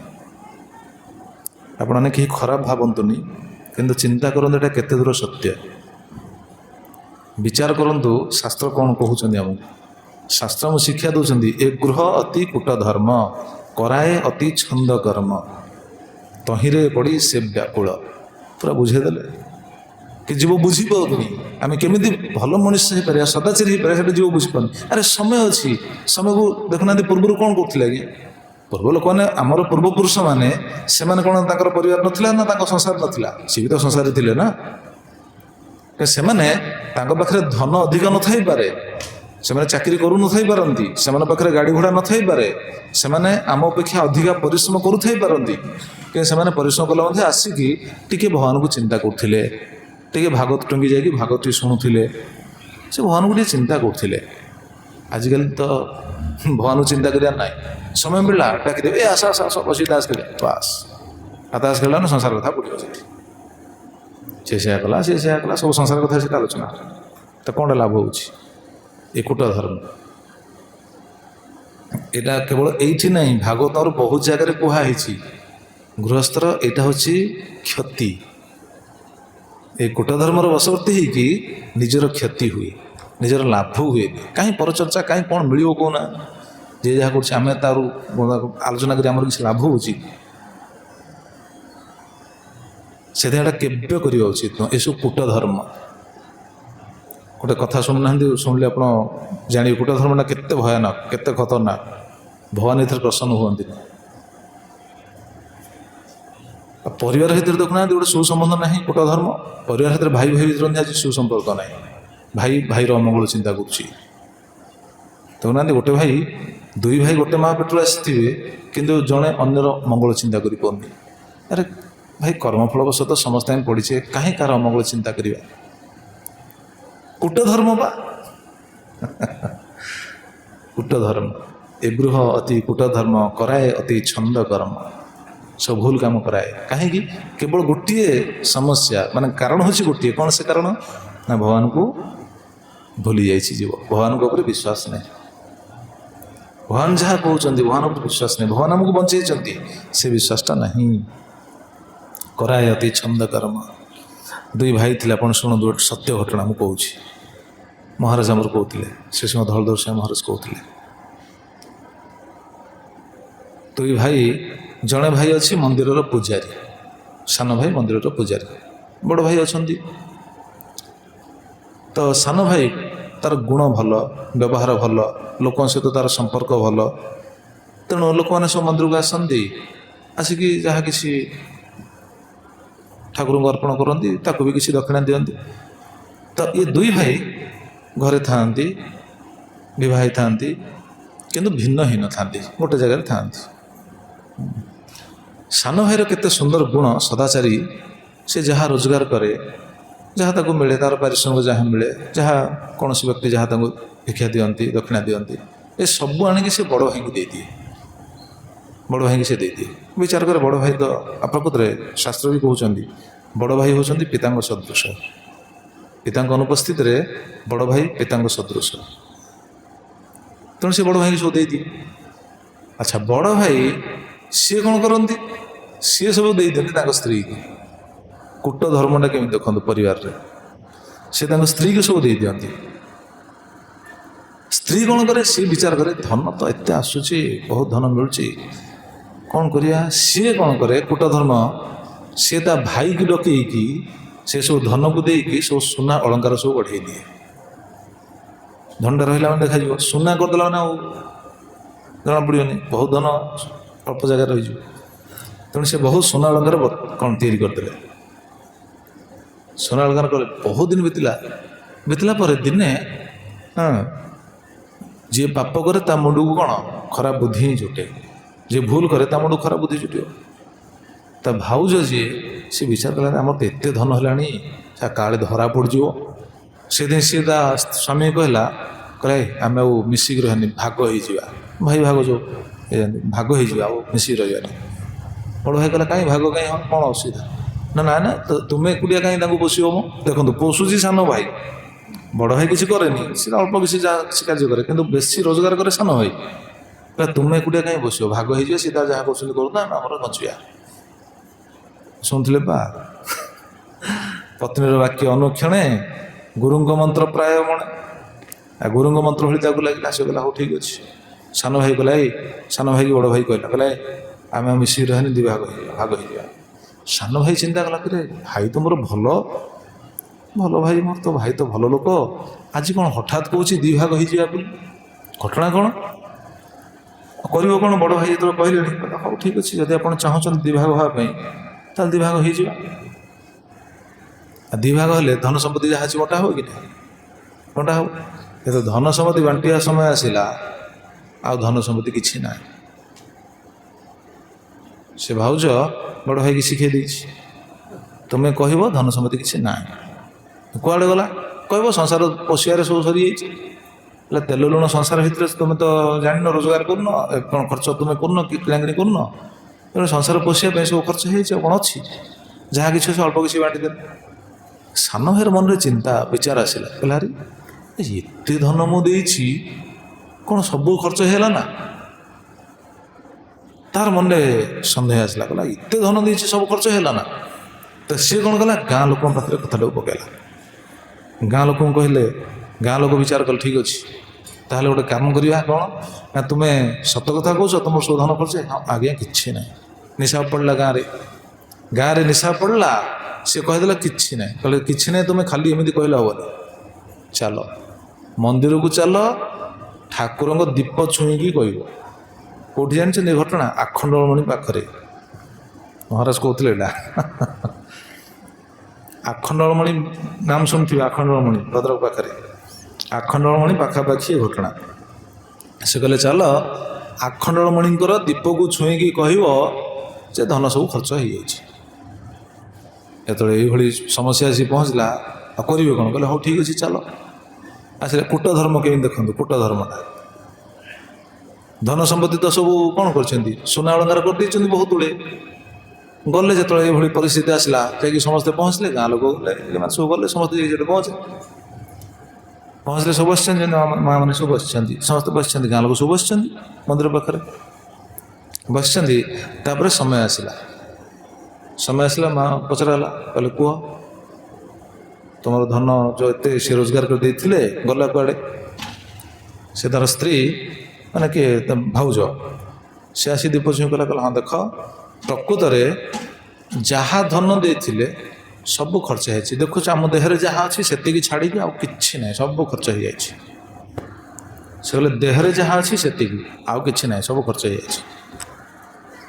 ପ୍ରକୃତରେ କ'ଣ ହେଇଛି ଜାଣିଛନ୍ତି ନା ଘଟଣାଟା? ସିଏ କୂଟ ଧର୍ମଟା କେମିତି, ଏଇଟା ମୁଁ କହୁଛି, ମାନେ ମହାରାଜ ଏଟା କହୁଥିଲେ କୂଟ ଧର୍ମ କେମିତି। ସେ କହିଲା ଦେହରେ ଯାହା ଅଛି ସେତିକି। ସିଏ କ'ଣ କରିଛି, ଯେତେ ଅଳଙ୍କାର ସବୁ ବନେଇଛି, ସବୁ ଅଳଙ୍କାର ଗୁଡ଼ାକୁ ପିନ୍ଧି ପକେଇଛି, ପିନ୍ଧିକି ଲୁଗା ଘୋଡ଼େଇ ପଡ଼ିଛି। ସବୁ ଛନ୍ଦି ହେଇକି ଘୋଡ଼େଇକି ରଖିଛି ଲୁଗା। ଆଉ କ'ଣ ମାନେ ସିଏ କହୁଛି ମୁଁ ମିଛ କହିଲେ ସିନା ଦୋଷ ଲାଗିବ, ମିଛ କାହିଁ କହିବି, ସତ କଥା କହିବି। ଦୀପ ଛୁଇଁକି ସେ ସତ କଥା କହିଲା, ଦେହରେ ଯାହା ଅଛି ସେତିକି, ଆଉ କିଛି ନାହିଁ, ସବୁ ଖର୍ଚ୍ଚ ହେଇଯାଇଛି। ତ ଦେଖନ୍ତୁ ଏଇଭଳି ସେ କହିଦେଲା, କହି ସିନା ଦେଲା, କହିକି ଠିକ୍ ଆସିଛି କ'ଣ ହେଇଛି ଜାଣିଛ ନା? ମା ମାନେ ଯେତେବେଳେ ବସିବେ ଦେଖୁନାହାନ୍ତି, ମା ମାନେ ବସିଛନ୍ତି ସବୁ, ବସିଲା ମାନେ ଲୁଗା କାନିଟା ପଡ଼ିଛି ତଳେ, ସେ କାନି ପଟେ ଗୋଟେ କଙ୍କଡ଼ା ବିଛା ପଶିଛି ଭିତରେ। ବସିଲା ମାନେ କାନିଟା ପଡ଼ିଛି ନା ନାଇଁ? କାନିଟା ପଡ଼ିଛି, କାନି ପଟେ ଗୋଟେ କଙ୍କଡ଼ା ବିଛାଟା ଭିତରେ ପଶିଛି। ସେ ଯେମିତି ଦୀପ ଛୁଇଁକି କହିଥିଲା ଦେହରେ ଯାହା ଅଛି ସେତିକି, ସେ ସମୟରେ କଙ୍କଡ଼ା ବିଛାଟା କାମୁଡ଼ି ଭିତରେ କଙ୍କଡ଼ା ବିଛା କାମୁଡ଼ିଛି। ଯେତେବେଳେ କାମୁଡ଼ିଛି, କଙ୍କଡ଼ା ବିଛା କାମୁଡ଼ିଲେ ଯିବ କୁଆଡ଼େ? ବାଟ ପାଇଲାନି, ଯିବ କୁଆଡ଼େ? ସେ ଝଡ଼ାଝଡ଼ି ସବୁ କରି ଲୁଗାପଟା ସବୁ ଖୋଲିକି ସେଠି ସବୁ ଖୋଲିକି ଦେଖେଇଦେଲା। ଲୁଗାପଟା ଖୋଲିକି ସେଠି ସବୁ ଅଳଙ୍କାର ସବୁ ଦେଖିଲେ, ସମସ୍ତେ ଗାଁ ଲୋକ ଦେଖିଲେ ଏତେ ଅଳଙ୍କାର, ଦେହ ସାରା ଅଳଙ୍କାର ପୁରା ପିନ୍ଧିଛି। ହଁ, ସେଠି ସବୁ ଖୋଲିକି ଦେଖେଇଦେଲା ନିଜେ। ଏ ପ୍ରକୃତିରେ କିଏ ଦେଖେଇଲା? କିଏ ଦେଖେଇଲା କହିଲେ? ଆଖଣ୍ଡଳମଣି ଦେଖେଇଦେଲେ। ତାଙ୍କ ପାଖରେ ଯେହେତୁ କୂଟ ଧର୍ମ କରୁଛୁ ନା, ଭଗବାନ ପାଖରେ କୂଟ ଧର୍ମ କରିବ, ସେ ଦେଖେଇବେ ନା ନାଇଁ? ତାପରେ ଗାଁ ଲୋକ ସେଠି ସବୁ ବିଚାର କଲେ, କହିଲେ ଯାହା ଧନ ଅଛି, ଯାହା ସବୁ ଅଳଙ୍କାର, କିଛି ନାହିଁ, ସବୁ ତାକୁ ଦେ, ସବୁ ତାକୁ, ସାନ ଭାଇକି ସବୁ ଦେ, ସବୁ ସାନ ଭାଇର, ସିଏ ଦେଇଛି ସବୁ, ସବୁ ତାକୁ ଦେ। କ'ଣ କରିବ? କାନ ମୁଣ୍ଡା ମିଶିକି ସେ ସବୁ ଦେଲେ। ସ୍ତ୍ରୀ ଉପରେ ପୁରା ଗର ଗର ଗର ଗର ହେଇକି ଫେରିଲା ବଡ଼ ଭାଇ, ଗର ଗର ହେଇ ଫେରିଲା। ଆଉ କ'ଣ ଅଛି ନା ଆଉ କିଛି? ଘରକୁ ଆସିଲା ପରେ ସାନ ଭାଇ ବୁଝେଇଲା, କହିଲା ଭାଇ ଏ ଯେଉଁ କାର୍ଯ୍ୟଟା କଲ ଏଇଟା ଠିକ୍ ଠିକ୍? ତୁମେ କୂଟ ଧର୍ମ କରିକି ଗୋଟେ ଛନ୍ଦ କପଟ କରିକି ସବୁ ଧନକୁ ନେଇକି, ଭାଇ ଆଉ କ'ଣ କହିବ? ଭାଇ ତ ଏସବୁ ନାହିଁ, ସ୍ତ୍ରୀ ତାର କରିଛି। କହିଲା ଦେଖ, ଭାଇ ତମକୁ ବୁଝେଇଲା, କହିଲା ଦେଖ ତୁମେ ସତ କଥା କହିଦେଇଥାନ୍ତ, ସତ କଥା କହିଥିଲେ ମୁଁ କ'ଣ ଜିଦ୍ଦି କରିଥାନ୍ତି ମୋତେ ଏସବୁ ଦରକାର ବୋଲି? ଯେତିକି ଦେଇଥାନ୍ତ ମୁଁ ସନ୍ତୁଷ୍ଟ ହେଇଯାଇଥାନ୍ତି। ତୁମେ ଲୁଚେଇଲ। ବର୍ତ୍ତମାନ ହେଲା କ'ଣ? ଦ୍ରୌପଦୀଙ୍କ ବସ୍ତ୍ରହରଣ କରିବା ପାଇଁ ଚେଷ୍ଟା କରାହେଇଥିଲା କେବେ, କିନ୍ତୁ ଦେଖ ବର୍ତ୍ତମାନ ହେଲା କ'ଣ? ଭାଉଜ ନିଜେ ହିଁ ତାର ବସ୍ତ୍ର ଖୋଲିକି ଦେଖେଇଦେଲା ସମସ୍ତଙ୍କୁ। ହେଲା କି ନାହିଁ? ସେଟା କୂଟ ଧର୍ମ। ଦେଖ କୂଟ ଧର୍ମ କ'ଣ କଲା ଦେଖ। ଦେଖନ୍ତୁ, ଏ ଗୃହ ଅତି କୂଟ ଧର୍ମ କରାଏ ଅତି ଛନ୍ଦ କର୍ମ, ତହିଁରେ ପଡ଼ି ସେ ବ୍ୟାକୁଳ। ଏ ଜଗତଟା ହେଉଛି ସେୟା। କୂଟ ଧର୍ମ ଜଣେ କାହିଁକି କରେ? କରୁଛି କୂଟ ଧର୍ମ। ସେ ସ୍କୁଲରେ ପାଠ ପଢ଼ୁଥିଲେ, ପାଠ ପଢ଼ିଲା ବେଳେ ଆହେ ଦୟାମୟ ବିଶ୍ୱବିହାରୀ ପ୍ରାର୍ଥନା ସମସ୍ତଙ୍କୁ ମନ ଥିବ, ଅଛି ନା? ସେଠି କ'ଣ ଗୋଟେ ପଦ ଅଛି? କୂଟ କପଟ ସ୍ୱଭାବ ଯାହାର, ତାପରେ ଜାଣିନାହାନ୍ତି? ତାଙ୍କୁ ଦୂର ମୁଁ କହି ଜୁହାର, ତାଙ୍କୁ ଦୂରରୁ ମୁଁ ଜୁହାର କରୁଛି, କିନ୍ତୁ ନିଜେ କୂଟ କପଟ ସ୍ୱଭାବ ବିଶିଷ୍ଟ ହେଉଛନ୍ତି। କାହିଁକି ନା? ସଂସାର ଧର୍ମଟା ହେଲା ସେୟା। କିନ୍ତୁ ସୁଖ ପାଇବେନି, ଚିତ୍ତଟା କଳୁଷିତ ହେଲା। ଆଉ କୂଟ କପଟ, ଅନ୍ୟର ଅମଙ୍ଗଳ ଚିନ୍ତା କରିବା, ହଁ, କାହାର ଗୋଟେ ଭଲ ଦେଖିକି ସହି ନ ପାରିବା। ଆରେ ସହି ନ ପାରି ତୁମର କାହିଁ? ତୁମେ କାହିଁ ଛଟପଟ ହେଉଛ? ସହି ନ ପାରୁଛ କାହିଁକି? ଯାହାର ମଙ୍ଗଳ ହେଉଛି ହେଉଛି, ଭଗବାନ ତାକୁ କୃପା କରିଛନ୍ତି, ତାର ମଙ୍ଗଳ ହେଉଛି, ଅସୁବିଧା କ'ଣ ଅଛି? ତୁମେ ଭଗବାନଙ୍କୁ ପ୍ରାର୍ଥନା କର, ଭଗବାନ ତୁମର ମଙ୍ଗଳ କରିବେ। ତାକୁ ଦେଖିକି ଛଟପଟ ହେବା, ସହି ନ ପାରିବା, ଏ ହେଉଛି ବହୁତ ବଡ଼ କ୍ଷତିକାରକ ବିଷୟ। ତେଣୁ ବହୁତ ସତର୍କ ହେବା ଆବଶ୍ୟକ। ଭାଗବତମର ଶିକ୍ଷା ଏମିତି ନୁହେଁ ଯେ ଭାଗବତମ ଖାଲି ବାବାଜୀମାନଙ୍କ ପାଇଁ। ଲୋକ ତ ସେୟା ଭାବନ୍ତି, ଭାଗବତମ ଖାଲି ବାବାଜୀମାନେ ପଢ଼ିବେ। ଭାଗବତମ ବାବାଜୀମାନଙ୍କ ପାଇଁ ନୁହଁ, ଭାଗବତମ ସମସ୍ତଙ୍କ ପାଇଁ। ସମସ୍ତେ ଭାଗବତମ ଅଧ୍ୟୟନ କରିବା ଉଚିତ। ଦେଖନ୍ତୁ ଭାଗବତମର ଶିକ୍ଷା କାହା ପାଇଁ? ତେବେ ସେ କଥା ଆମେ ଶ୍ରବଣ କରୁଥିଲେ। ଗୃହେଷୁ କୂଟଧର୍ମେଷୁ ଦୁଃଖତନ୍ତ୍ରେଷୁ ଅତନ୍ତ୍ରିତ କୁର୍ବନ୍ ଦୁଃଖം ପ୍ରତିକାରମ୍ ସୁଖବତ୍ ମନ୍ୟତେ ଗୃହୀ। ଏ କୂଟ ଧର୍ମ ରହିକି ସେ ଖାଲି ସୁଖ ପାଇବା ପାଇଁ ଚାହୁଁଛି, କିନ୍ତୁ ସୁଖ ମିଳେ କି? ନା, ସୁଖ ବି ମିଳେନି।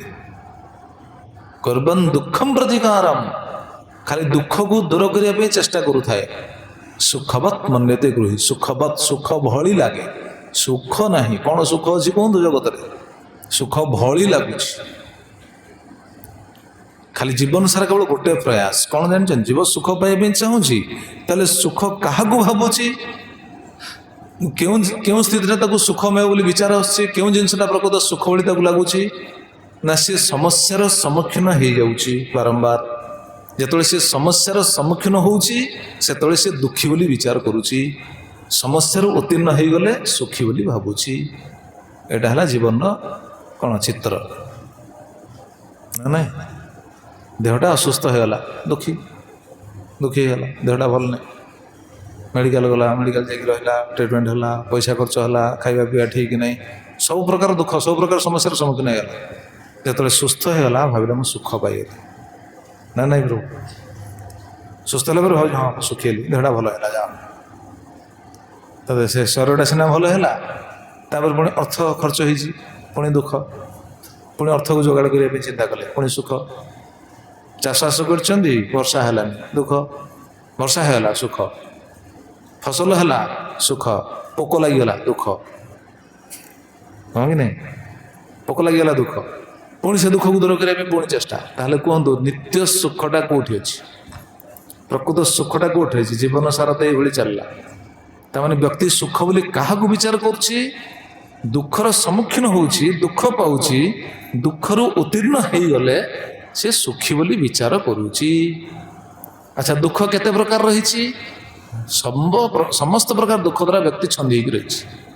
ଶାରୀରିକ ଦୁଃଖ, ମାନସିକ ଦୁଃଖ, ଆର୍ଥିକ ଦୁଃଖ, ଜାଗତିକ ଦୁଃଖ, ପାରିବାରିକ ଦୁଃଖ, ସବୁ ପ୍ରକାର ଦୁଃଖ ଦ୍ୱାରା ସେ ଛନ୍ଦି ହେଇକି ରହିଛି। ଅଛନ୍ତି କି ନାହିଁ ସମସ୍ତେ?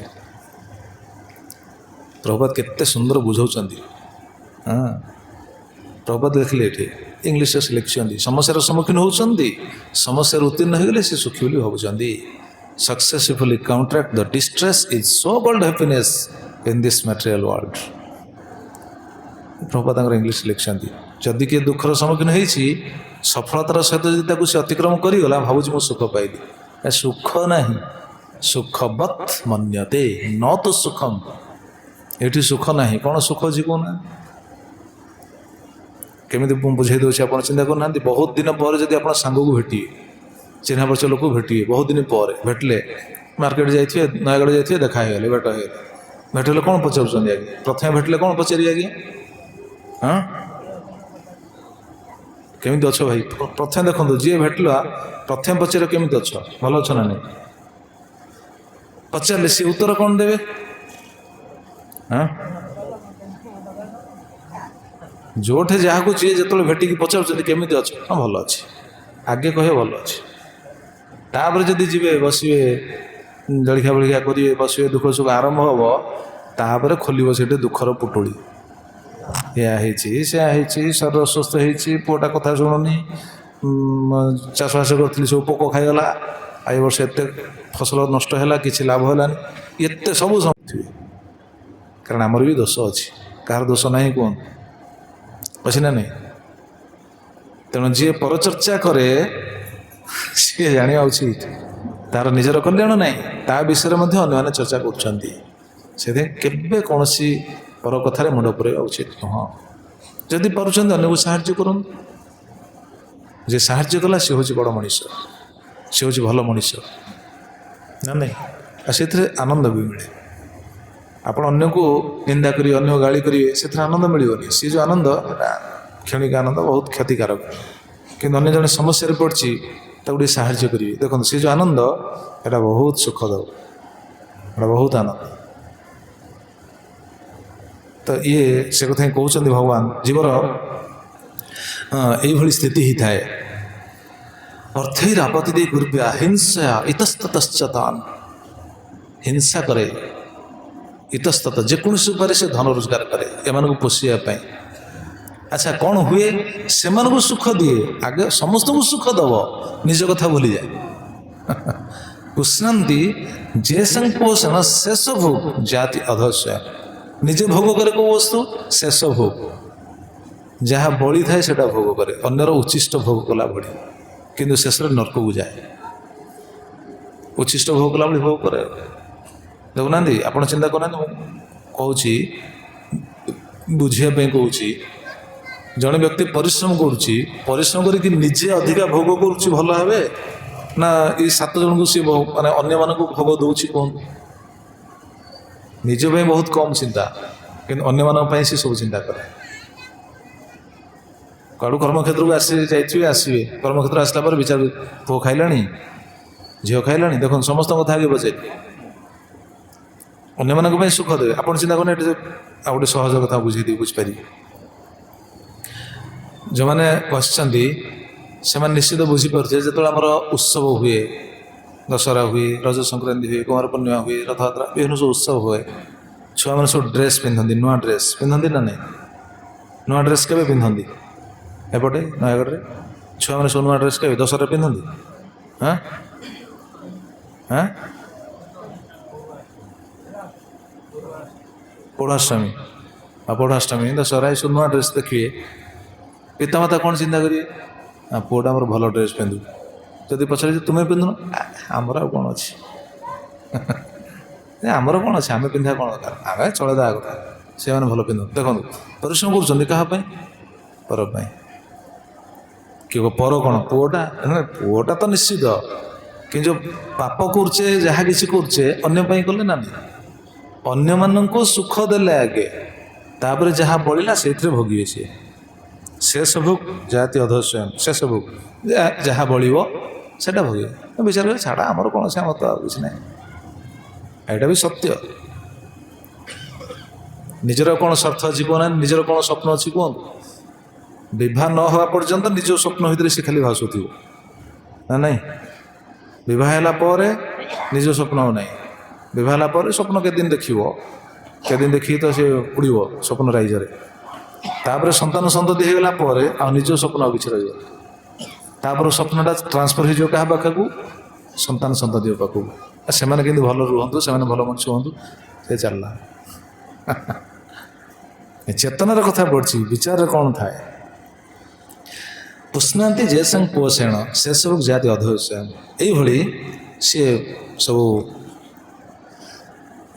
ହିଂସା ଦ୍ୱାରା ଅଲଗା ଉପାୟ ଦ୍ୱାରା ରୋଜଗାର କରି ଖାଲି ଅନ୍ୟମାନଙ୍କୁ ପୋଷଣ କରେ ଏମିତିକି ତାପରେ କ'ଣ କହୁଛନ୍ତି ଦେଖନ୍ତୁ ଏମିତିକି ଯଦି ରୋଜଗାର ଯଦି କିଛି ଅସୁବିଧା ହେଲା ତାହେଲେ କ'ଣ କରେ ପରଧନକୁ ଚୋରି କରିବା ପାଇଁ ମଧ୍ୟ ସେ ପଛାଏ ନା ବାର୍ତ୍ତାୟଂ ଲୁପ୍ୟମାନାୟ ଆରବ୍ଧାୟଂ ପୁନଃ ପୁନଃ ଲୋଭାଭିଭୂତ ନିଃସତ୍ତ୍ୱ ପରାର୍ଥେ କୁରୁତେ ସ୍ପୃହମ୍ ବାର୍ତ୍ତାୟଂ ଲୁପ୍ୟମାନାୟ ଯେତେବେଳେ ବାର୍ତ୍ତା ମାନେ ଯେଉଁ କ'ଣ ରୋଜଗାର ଜୀବିକାରେ ଯଦି କିଛି ବ୍ୟାଘାତ ସୃଷ୍ଟି ହେଲା ସେ କ'ଣ କରେ ଲୋଭାଭିଭୂତ ନିଃସତ୍ତ୍ୱ ପରାର୍ଥେ କୁରୁତେ ସ୍ପୃହମ୍ ପରାର୍ଥେ ପରଧନକୁ ସେ ଲୋଭାସକ୍ତ ହୁଏ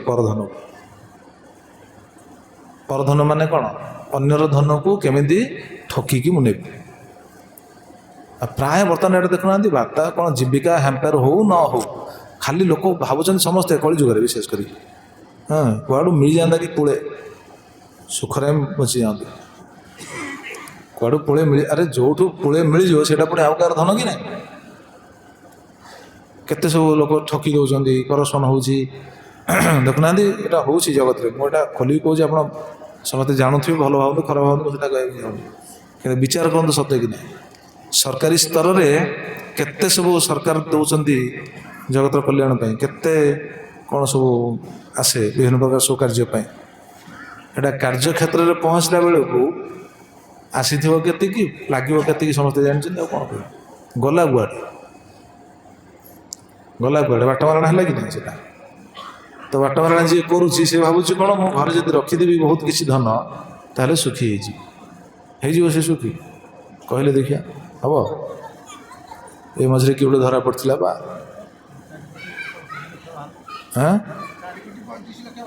ହଁ ତ ଆମେ ତ ସେଟା ଆଲୋଚନା ବିଷୟ ନୁହଁ ତାଙ୍କୁ ଆମେ ନିନ୍ଦା କରିବାନି କିନ୍ତୁ ତାଙ୍କୁ ତ ଆମେ ଶିଖିବା ଉଚିତ ସେ ସିନା ଧରା ପଡ଼ିଲେ ଯଦି କିଏ ଧରା ପଡ଼ିବ ନାହିଁ ତାହେଲେ ସେ ସୁଖ ପାଇବ କି ସେ ଧରା ପଡ଼ିଗଲେ ବୋଲି ଲୋକ ତାଙ୍କୁ ଚିହ୍ନି ଦେଲେ ଲୋକ ତାଙ୍କୁ ନିନ୍ଦା କଲେ ଠିକ୍ ଅଛି ତ ଏମିତି ବହୁତ ଲୋକ ଅଛନ୍ତି ଧରା ପଡ଼ୁନାହାନ୍ତି ତ ସେମାନେ ସୁଖ ପାଇବେ କି ମୋ ପ୍ରଶ୍ନ ସେଇଠି ସୁଖ ପାଇବେ ପାଇବେନି କାହିଁକି ଜାଣିଛନ୍ତି ଧନଟା କାହାର ଧନଟା ହେଉଛି ପରଧନ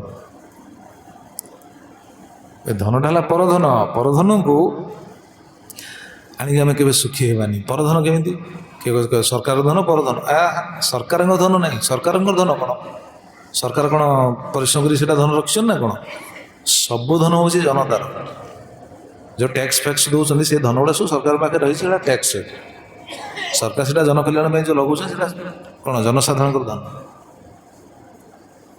ତାକୁ ଯଦି କିଏ ବାଟମାରଣା ଗଲା ମଲା ଆସିଲା ଏଇ ବନ୍ଧନରେ ପଡ଼ିବ ନର୍କ ସେ କହିଲେ ବା ଜାତି ଅଧ ସ୍ୱୟଂ ନିଜେ ନର୍କକୁ ଯିବ ପରଧନ ହରିଦ୍ୱାରରେ କଥା ହେଉଥାଏ ମୁଁ ଗୋଟେ ଉଦାହରଣ ଦେଉଛି ବୁଝିବା ପାଇଁ ହରିଦ୍ୱାରରେ ଗୁରୁଦେବଙ୍କର କଥା ହେଉଥାଏ ଆମେ ତ ଯାଉ ମଝିରେ ଥରେ ଗୁରୁଦେବଙ୍କ କଥାକୁ ଯାଇଛି ସେଇଠି ହରିଦ୍ୱାରରେ ଜଣେ ଭକ୍ତ ଆସିଛନ୍ତି, ଭକ୍ତ ତ ବହୁତ ଗୁଡ଼ା ଆସିଛନ୍ତି, ସେ ଭକ୍ତ ଆମେ ବି ଯାଇଛୁ। ହଁ, ଜଣେ ଭକ୍ତଙ୍କୁ ଗୁରୁଦେବ କହିଲେ ଯାଅ ଷ୍ଟେସନକୁ ଯାଅ, ଯାଇକି ଗୋଟେ ଟିକେଟ୍ କାଟିକି ଆଣ, ତୁମେ ଯେଉଁଠୁ ଆସିଛ ହରିଦ୍ୱାର ପର୍ଯ୍ୟନ୍ତ ସେ ଟିକେଟ୍ଟା କାଟିକି ଆଣ। ସେ ଭକ୍ତ ଗଲେ, ଯାଇକି ଟିକେଟ୍ କାଟିକି ଆଣିଲେ। ଟିକେଟ୍ କାଟି ଆଣିଲା ପରେ ସେଠି ସବୁ ଭକ୍ତଙ୍କ ମେଳରେ ସମସ୍ତଙ୍କ ସାମ୍ନାରେ ଭାଗବତ କଥାରେ ସେ ଟିକେଟ୍ଟାକୁ ଗୁରୁଦେବ ଦେଖେଇଲେ, ଚିରିକି ଫୋପାଡ଼ିଲେ। କ'ଣ ଉଦ୍ଦେଶ୍ୟ କ'ଣ? ଟିକେଟ୍ଟା କାଟିକି ଆଣିବା, ଚିରିକି ଫୋପାଡ଼ିବା, କ'ଣ କାରଣ କ'ଣ ଜାଣିଛ କଥା, ଶୁଣିଛ? କାରଣ ହେଉଛି ଏଇଟା, ଗୁରୁଦେବ ସେଠି ଶିକ୍ଷା ଦେଲେ, କହିଲେ ଦେଖ ଏଇଟା ହେଉଛି ପରଧନ। ପରଧନ କ'ଣ ନା, ତୁମେ ଆସିଲ କେଉଁଠି? ଟ୍ରେନ୍ରେ ଆସିଲ। ଟ୍ରେନ୍ରେ ଆସିଲ ନା, ଟ୍ରେନ୍ଟା କାହାର? ଆମର ନା ଆମ ବାପାଙ୍କର? କାହାର? ସରକାରଙ୍କର। ତ ଟ୍ରେନ୍ଟା ପକ୍କା ହେଇଛି ଆମେ ଗମନାଗମନ କରିବା ପାଇଁ। ତ ଟ୍ରେନ୍ରେ ଯିବା ପାଇଁ ଆମକୁ ପାଉଣା ଦେବା ପାଇଁ ଉଚିତ ନା ନାହିଁ? ପାଉଣା ଦେବାଟା ଉଚିତ ନା ନାହିଁ? ତାର ଯେଉଁ ଯାତ୍ରା ପାଇଁ ଯେଉଁ ଭିକ୍ଷାଟା ରହିଛି, ଯାତ୍ରା ପାଇଁ ଯେଉଁ ତାର ଯେଉଁ ଫେୟାର ରହିଛି, ଭଡ଼ା ଦେବା ଉଚିତ। ସେ ଭକ୍ତ କ'ଣ କରିଥିଲେ? ବିନା ଟିକେଟ୍ରେ ପଳେଇ ଆସିଥିଲେ, ବୁଝିଲେ ନା? ସେ ଭକ୍ତ ବିନା ଟିକେଟ୍ରେ ପଳେଇ ଆସିଥିଲେ। ଗୁରୁଦେବ ଯେତେବେଳେ ଶୁଣିଲେ କହିଲେ ଯା ଗୋଟେ ଟିକେଟ୍ କାଟି ଆଣ। ଟିକେଟ୍ କାଟି ଅଣା ହେଲା। ଗୁରୁଦେବ ସେଠି ବୁଝେଇଲେ, କହିଲେ ଦେଖ ଏଇଟା ହେଉଛି ପରଧନ। ତୁମେ ଟ୍ରେନ୍ରେ ଗଲ, ଟ୍ରେନ୍ରେ ଆସିଲ, ଯଦି ବିନା ଭଡ଼ାରେ ଯଦି ଆସିବ ତାହେଲେ ତୁମେ କ'ଣ ହେଲ? ଋଣୀ ହେଲ। ରାଜାଙ୍କ ପାଖରେ ଋଣୀ ହେଲ, ସରକାର ପାଖରେ ଋଣୀ ହେଲ। ଋଣୀ ହେଲ ମାନେ ଋଣଟାକୁ କ'ଣ କରିବାକୁ ପଡ଼ିବ? ସୁଝିବାକୁ ପଡ଼ିବ। ସୁଝିବ ନା ନାହିଁ? ଋଣ ରହିଲା ମାନେ ମୋଟରେ ଋଣଟା ରହିଲା, ଲେଖା ହେଲା। ତୁମକୁ ସୁଝିବା ପାଇଁ ପଡ଼ିବ। ସୁଝିବା ପାଇଁ ହେଲେ ତୁମକୁ ପୁଣି ଜନ୍ମ ନେଇକି ଆସିବାକୁ ପଡ଼ିବ। ତ ମୁଁ ଚାହୁଁନି ତୁମେ ପୁଣି ଜନ୍ମ ନେଇକି ଆସ, ଋଣ ସୁଝ, ଏଇଠି ଋଣ ସୁଝିକି ଯାଅ। ତା ଋଣୀ କାହିଁ ହଉ? ଦେଖନ୍ତୁ ପରଧନ। ଆଉ ଲୋକ ଆଜିକାଲି ଏ ଯେଉଁ ଟ୍ରେନ୍ ତ ଯାଉଛି ଆପଣଙ୍କର ଏଠି, କେତେ ଲୋକ ବି ପଳଉଥିବେ ମାଗଣା ଟିକେଟ୍ରେ, ଯାଅ କିଛି ଅସୁବିଧା ନାହିଁ, କିନ୍ତୁ ସରକାର ପାଖରେ ଋଣୀ। ଗୁରୁଦେବ ସେଠି ଉଦାହରଣ ଦେଇ ବୁଝେଇଲେ, କହିଲେ ଦେଖ ରାମଜୀ ଯେତେବେଳେ ନୌକାରେ ପାରି ହେଲେ, ସମସ୍ତେ ଜାଣିଥିବେ ସେ ଲୀଳା, ଜାଣିନାହାନ୍ତି? ରାମଜୀ ଯେଉଁ ଯାଇଥିଲେ କେଉଟ ପାରି କଲା, ଯେଉଁ କେଉଟକୁ ଦେଲେ କି ନାହିଁ ପାରିଶ୍ରମିକ? କ'ଣ ଦେଲେ ଜାଣିଥିବେ ସମସ୍ତେ? କ'ଣ ଦେଲେ? ହଁ, ରାମଜୀ କେଉଟକୁ କ'ଣ ଦେଇଥିଲେ? ମୁଦ୍ରିକା ଦେଇଥିଲେ, ମୁଦି ଦେଇଥିଲେ। ସେଇଟାକୁ ଗୁରୁଦେବ ଉଦାହରଣ ଦେଇ କହିଲେ। ତ ପରଧନକୁ, ପରଧନରେ କୁରୁତେ ସ୍ପୃହମ୍, ବ୍ୟକ୍ତି ପରଧନକୁ ମଧ୍ୟ ସେ ଇଚ୍ଛା କରେ। ତୁଳସୀଦାସ କେତେ ସୁନ୍ଦର କଥା ଲେଖିଛନ୍ତି ଦେଖନ୍ତୁ। ତୁଳସୀଦାସ ବହୁତ ସୁନ୍ଦର କଥା ଲେଖିଲେ। परधन को मिट्टी गिने, परस्त्रीय मातु समान, इतने में हरि ना मिले, तुलसीदास जमान। तुलसीदास कहले कहले मु जामी न पड़ी से व्यक्ति पे, जदि कि ए दुईटा गुण को जदि से धारण करुच्ची ताहले ताको हरि मिलजी, भगवान से पाइजु। परधन को मिट्टी गिने, परधन को से माटी भली देखियो। परधन को माटी भली देखिया माने ई वाक्यर अर्थ बहुत गहन। परधन निजर परिश्रम द्वारा मुझे जिते मिलला सेटा हला निज धन, बास आम परिश्रम कर, आम परिश्रम धन जिते मिल सत उपाय जिते रोजगार कले सेटा हला निज धन। आ करप्ट करिकी, करप्शन करिकी, अन्य ठकिकी, काठू चोरी करिकी, काठू लांच नहीं, ये हला सब परधन। तमाने बुझेदेले जदि जने सत उपाय बंचुची, परधन को मिट्टी गिने, परधन को माटी भली से देखुची, चाहिबनी। आउ परस्त्रीय माँ तो समान, पर नारी को से माँ भली देखुची। जदि ए दुईटा गुण जदि किए बजाय रखुची सी भगवान को पाइज। तुलसीदास कहते जदि सी भगवान को न पाइब, तुलसीदास कहते मुझे जामिन पड़ी। जदि से परधन को माटी भली देखुची, पर नारी को सी कौन माँ भली देखुची, ताले से भगवान को निश्चित पाइब। जदि न पाइब, तुलसीदास कहते मुझे जामिन पड़ेगा। तमाने भगवान पाखे तुलसीदास निजे वकिलाती करेंगे ए जीवटा को आप नियंतु, कहीं ना यार ए योग्यता अच्छी, किंतु ए योग्यता आसवा तो सहज ना। ये योग्यता आसी समस्त विचार कर, ये योग्यता आसो केमी एत सहज नहीं। जीवन मोह रही ना, आसक्ति रही जगत प्रति, आसक्ति रहिले तो सब दोष रहा। व्यक्ति कहीं भूल कर गीतार भगवान कहीदेले ना, अर्जुन पचारे हे प्रभु अनिच्छन्न भी वासना बलादिव नियोजित ଅନିଚ୍ଛା ସତ୍ତ୍ୱେ ବ୍ୟକ୍ତି କାହିଁକି ବଳପୂର୍ବକ ପାପ କରୁଛି? ଭଗବାନ ବୁଝେଇଲେ, ଅର୍ଜୁନ ତୁମେ ଯାହା ପଚାରିଲ ଠିକ୍। ଏହାର କାରଣ କ'ଣ? ନା କାମ ଏସ କ୍ରୋଧ ଏସ ରଜଗୁଣ ସମୁଦ୍ଭବ ମହାସନା ମହାପାପ୍ନା ବିଦ୍ଧି ଏନମ୍ ହି ବୈରଣମ୍। ହେ ଅର୍ଜୁନ, ଏ ହେଉଛି କାମନା। କାମ ଏସ କ୍ରୋଧ ଏସ, ଏ ହେଉଛି କାମ କ୍ରୋଧ, ଏସବୁ ରଜଗୁଣର ସବୁ ପ୍ରଭାବ। କାମନାକୁ ପୂରଣ କରିବା ପାଇଁ ଯାଉଛି। ଆଉ କାମନା କାହିଁକି ପୂରଣ କରିବା ପାଇଁ ଯାଉଛି? ଆସକ୍ତି ଅଛି ବୋଲି। ଆସକ୍ତି କାହିଁକି ରହୁଛି? ନିଜ ବିଷୟରେ ସେ ଜାଣିନି, ମାୟାରେ ଗ୍ରସ୍ତ ହେଇଛି, ଭଗବାନଙ୍କ ଉପରେ ବିଶ୍ୱାସ ନାହିଁ। ଭଗବାନଙ୍କ ଉପରେ ବିଶ୍ୱାସ ରହିଲେ ଯେତିକି ରହିଲା ସେଥିରେ ସେ ଚଳିବ, ପରଧନକୁ ସେ ଚାହିଁବନି। କେତେ ସୁନ୍ଦର ଭଗବାନ ବୁଝେଇଛନ୍ତି ଦେଖନ୍ତୁ। ପରାର୍ଥେ କୁରୁତେ ସ୍ପୃହାମ୍, ପରଧନରେ ସିଏ ସ୍ପୃହା କରେ। ଆଉ ଏମିତି ହେଇକି ଏ ହେଲା ଯୁବକ ଅବସ୍ଥାର ଅବସ୍ଥା। ଯୁବକ ଅବସ୍ଥା ଅତିକ୍ରାନ୍ତ ହେଇ ତାପରେ ବାର୍ଦ୍ଧିକ ଅବସ୍ଥା ଆଡ଼କୁ ଯିବ। ଦେଖନ୍ତୁ, ଯୁବକ ଅବସ୍ଥା ଛୋଟ ଛୁଆରୁ ଉଠି ଉଠି ଉଠି ଉଠି ଉଠି ଉପରକୁ ଗଲା ଯୁବକ ଅବସ୍ଥା। ତାପରେ ଦେଖନ୍ତୁ, ତାପରେ ତଳକୁ ଖସିବ ବାର୍ଦ୍ଧିକ ଅବସ୍ଥା, ତଳକୁ ଖସିବ। ବର୍ତ୍ତମାନ ଆମେ ସମସ୍ତେ ନିଜକୁ ନିଜେ ବିଚାର କରିବା, ଆମେ କେଉଁ ଅବସ୍ଥାରେ ଅଛେ? ଉପରେ ଅଛେ ନା ତଳକୁ ଖସୁଛେ ନା ଉପରକୁ ଉଠୁଛେ? କେଉଁ ସ୍ଥିତିରେ ଅଛେ? ଉପରକୁ ଉଠିବା ଅବସ୍ଥା ବର୍ତ୍ତମାନ ପର୍ଯ୍ୟନ୍ତ ଶୁଣିଲି। ଉପରକୁ ଉଠିବା ଅବସ୍ଥାଟା ହେଉଛି ଏୟା, ଭାବନାଟା ହେଉଛି ଏୟା, ଖାଲି ପରିବାର ପାଇଁ କରିବି, କୁଟୁମ୍ବ ପାଇଁ କରିବି, ପୁଅ ବାହାର କରିବି, ଝିଅ ବାହାର, ଏସବୁ ଚିନ୍ତା। ବାର୍ଦ୍ଧିକ ଅବସ୍ଥା ଆସି ପହଞ୍ଚିଯିବ। କୁଟୁମ୍ବ ଭରଣୀୟ କଳ୍ପ ମନ୍ଦ ଭାଗ୍ୟ ବୃଥୋଦ୍ୟମ ଶ୍ରିୟା ବିହୀନ କୃପଣ ଧାୟତ୍ସିଧି ମୂଢ଼ଧି। ବାର୍ଦ୍ଧିକ ଅବସ୍ଥା ଆସିଲେ ଆଉ ରୋଜଗାର କରିପାରିବେନି। ବାର୍ଦ୍ଧିକ ଅବସ୍ଥା ଆସିଲେ ଅସମର୍ଥ୍ୟ ଅବସ୍ଥା। ମନ୍ଦ ଭାଗ୍ୟ ବୃଥୋଦ୍ୟମ, ସେ ସମୟଟା ହେଉଛି ବହୁତ ବଡ଼ ଦୁଃଖଦ ସ୍ଥିତି। ବୃଥୋଦ୍ୟମ, ଯାହା ଚେଷ୍ଟା କରିବେ ସଫଳ ହେବନି, ଚେଷ୍ଟା କଲେ ସଫଳ ହୋଇପାରିବେନି। ବାର୍ଦ୍ଧିକ ଅବସ୍ଥାରେ ଆପଣ ଚିନ୍ତା କରୁନାହାନ୍ତି, ଯୁବକ ଅବସ୍ଥାରେ ଜଣେ ଯେତିକି ପରିଶ୍ରମ କରିପାରୁଥିଲା, ଯୁବକ ଅବସ୍ଥାରେ ଜଣେ ଯାହା କିଛି କରିପାରୁଥିଲେ, ବାର୍ଦ୍ଧିକ ଅବସ୍ଥାରେ ସେସବୁ କରିହେବ? କରିହେବ କ'ଣ ମଉସା? କରିହେବ? ଆପଣ ଯୁବକ ଅବସ୍ଥାରେ ଯେମିତି ଦୌଡ଼ିକି ଯାଇପାରୁଥିଲେ, ବର୍ତ୍ତମାନ ଯାଇପାରିବେ? ହେଇପାରିବେ? ଯୁବକ ଅବସ୍ଥାରେ ଆପଣ ଯେମିତି ଲଙ୍ଗଳ ଧରିକି ଯାଇ ଚାଷବାସ କରିପାରୁଥିଲେ, ଯେଉଁମାନେ କରୁଥିଲେ, ଯିଏ ଯୁବକ ଅବସ୍ଥାରେ ଯେତିକି କରିପାରୁଥିଲେ, ଯେଉଁ ପରିମାଣରେ କରିପାରୁଥିଲେ, ବର୍ତ୍ତମାନ କରିପାରିବେ? କ'ଣ ତ ଆଜ୍ଞା, କମିଯିବ। ବୃଥୋଦ୍ୟମ, ଚେଷ୍ଟା କଲେ ବି ସଫଳ ହେବେନି। ସେହି ସମୟରେ ଶ୍ରିୟାବିହୀନ, କାନ୍ତି ବି ଚାଲିଯିବ, ଶରୀର କାନ୍ତି ବି ଚାଲିଯିବ, ମନର ଉତ୍ସାହ ବି ଚାଲିଯିବ। ବାର୍ଦ୍ଧିକ ଅବସ୍ଥା ଯେତେବେଳେ ଆସିଯିବ, ଗ୍ରାସ କରିବ, ଆଉ ଶରୀର ଅସୁସ୍ଥ ହେଲା ମାନେ ଆଉ ସେ ମାନସିକ ସ୍ତରରେ ଆଗେ ବୁଢ଼ା ହେଇଯିବ। ଏ ଶରୀର ତ ଯାହା ବୁଢ଼ା ହେଇଥିବ, ମନରେ ବି ସେ ବୁଢ଼ା ହେଇଯିବ ନା ନାହିଁ?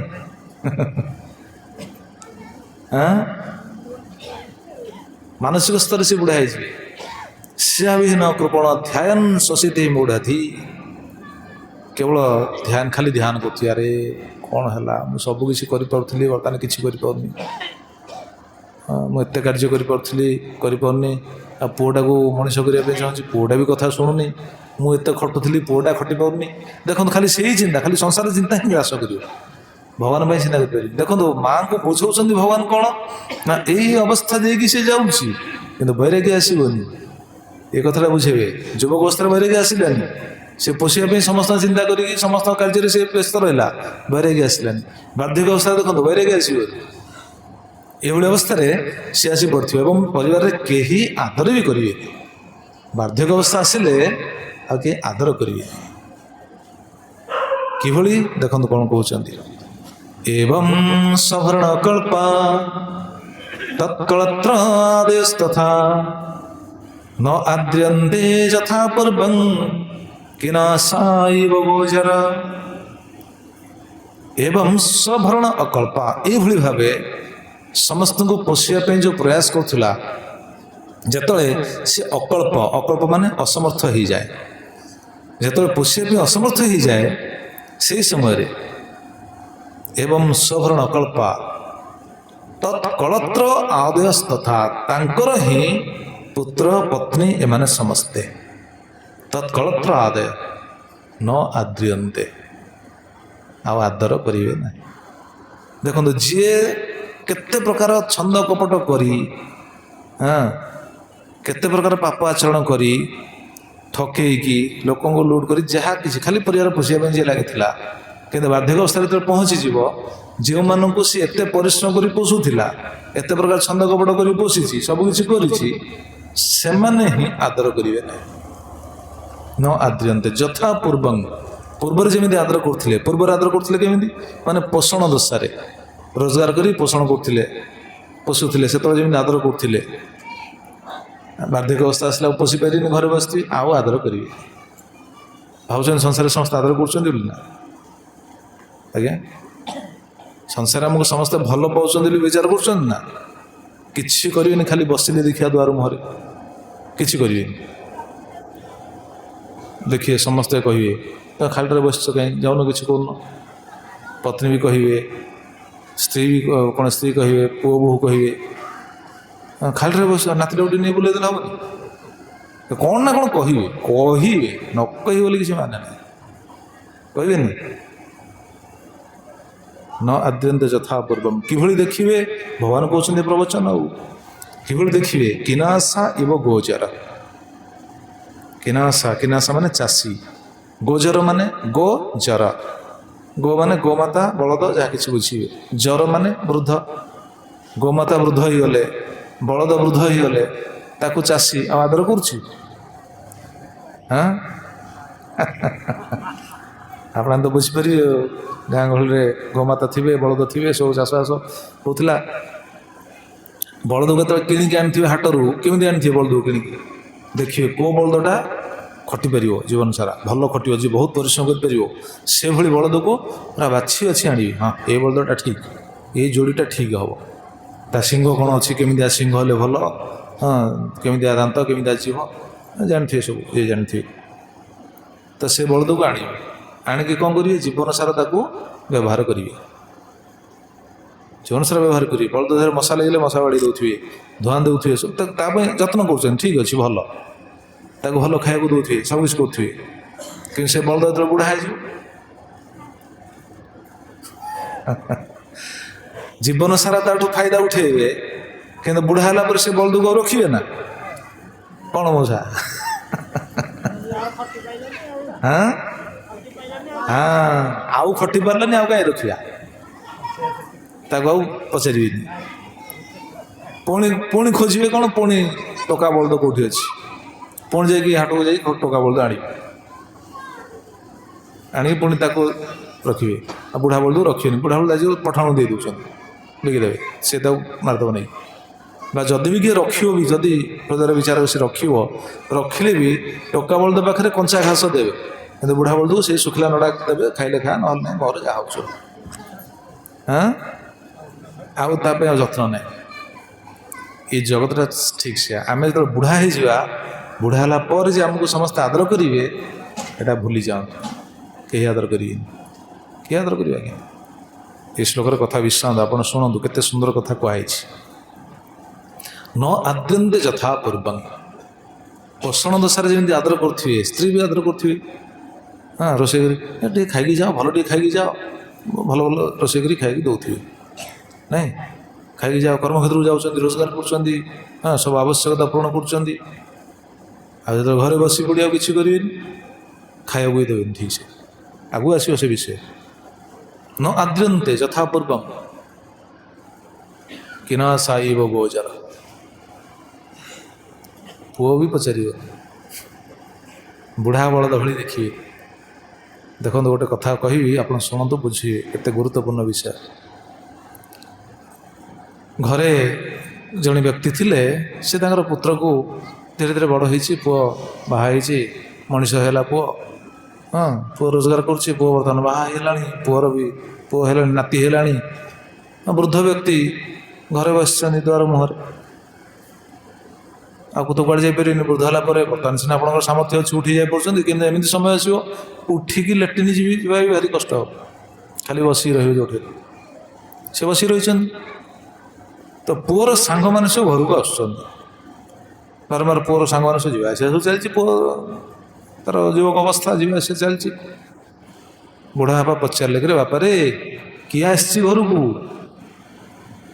ପୁଅ କହିଲା, ମୋ ସାଙ୍ଗମାନେ ଆସିଛନ୍ତି, ବସ ତୁମେ, ବସ, ମୋ ସାଙ୍ଗମାନେ ଆସିଛନ୍ତି। ବୃଦ୍ଧ ବ୍ୟକ୍ତି ଶୁଭିଲାନି, ବୟସ ହେଲା ପରେ ତ କାନ ଶୁଭିବନି, ଦେଖା ବି ଯିବନି ଠିକ୍ ସେ। ପୁଣି ପଚାରିଲେ, କହିଲେ ବାପାରେ କ'ଣ ଗହଳି ଚହଳି ଶୁଭୁଛି, କିଏ ଆସିଛି? ତମେ ବସ ମ, ତୁମେ କାହିଁ ଏତେ କଥା ମୁଣ୍ଡ ପୁରଉଛ? କହିଲି ବା ମୋ ସାଙ୍ଗମାନେ ଆସିଛନ୍ତି। ପୁଣି ଶୁଭିଲାନି ବାପାଙ୍କୁ। ପୁଣି ପଚାରିଦେଲେ, ବାପାରେ କିଏ ଆସିଛି, କ'ଣ ଗହଳି ଶୁଭୁଛି, ମୋତେ କ'ଣ କହୁଛୁ କିଛି ବୁଝିପାରୁନି, କ'ଣ କହୁଛୁ? ଶୁଭୁନି ତ ବାପାଙ୍କୁ, ଆଉ କ'ଣ କରିବେ, ବୟସ ହେଲା ପରେ ତ ଶୁଭିବନି। ପୁଣି ପୁରା ନାଟିକି ବଡ଼ ପାଟିରେ, ତମେ ବସୁନ କାହିଁକି, ସବୁ କଥାରେ ମୁଣ୍ଡ ପୁରଉଛ, କିଏ ଆସିଛି କିଏ ଆସିଛି, ତୁମର ଏତେ ଗୋଟେ ମୁଣ୍ଡ ପୁରାଇବା କ'ଣ ଦରକାର? ତୁମ ତ ଗଣ୍ଡେ ଖାଇବାକୁ ଦେଉଛି, ତୁମେ ତ ଖାଇକି ବସିଲ ପିଲାରେ, ତ କିଏ ଆସିଛି କ'ଣ କରୁଛି, ତୁମକୁ ଏତେ କଥା କାହିଁକି କହିବି? ତୁମେ ବସିଲ, ତୁମେ ଏତେ କଥା କାହିଁକି ମୁଣ୍ଡ ପୁରଉଛ? ସେଇଟା ବାପାଙ୍କୁ ଶୁଭିଗଲା। କହିଲା, ଆରେ ମୁଁ ପଚାରିଲି ଗୋଟେ କଥାକୁ 2-3 ଥର ପଚାରିଲେ ମୋତେ ଏତେ କଥା କହିଲା ନା, ଏଇଭଳି କଥା କହିଲା। ବାପାଙ୍କୁ ଏତେ ଆଘାତ ଲାଗିଲା। ସେ କହିବେ କ'ଣ, ଦେଖୁନାହାନ୍ତି ଯାହାକୁ ମଣିଷ କରିଛନ୍ତି ସେ ଏଭଳି କଥା କହିବ, କ'ଣ ଲାଗିବ କି? ଆପଣ କାହାକୁ ଚିହ୍ନି ନାହାନ୍ତି, କେଉଁ ଲୋକ ଗାଳି କରିଦେଲା, ଏଇଟା ଏତେ ଗୁରୁତ୍ୱ ଦେବେନି, ହଁ କି ନାହିଁ? ବଜାରକୁ ଯାଇଛନ୍ତି, କିଏ ଗୋଟେ କ'ଣ ଗାଳି କରିଦେଲା, ଛାଡ଼, କିଏ ଚିହ୍ନି, ଛାଡ଼।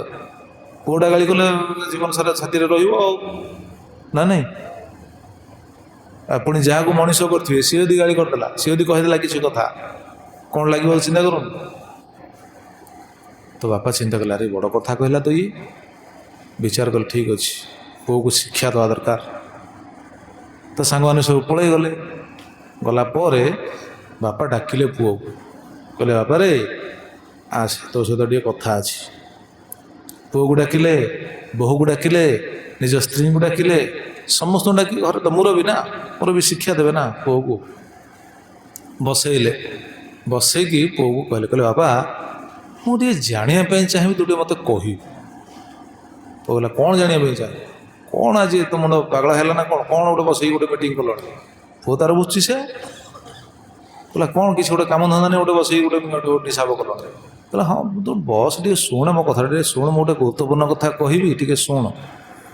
ମୁଁ ଟିକେ ଜାଣିବା ପାଇଁ ଚାହୁଁଛି, ତୁ ଯେତେବେଳେ ତୋ ପୁଅକୁ ନେଇକି ଯାଉଛୁ ମାର୍କେଟକୁ, ଯାଉଛୁ ଗାଡ଼ିରେ ବସେଇ ବୁଲେଇକି ଆଣୁଛୁ, ତୋ ପୁଅକୁ ଯେତେବେଳେ ନେଇକି ଯାଉଛୁ, ଧରିକି କାଖେଇକି ନେଉଛୁ, ଗାଡ଼ିରେ ନେଉଛୁ, ବୁଲେଇକି ଆଣୁଛୁ, ତୋତେ ସେତେବେଳେ କ'ଣ ଲାଗୁଛି?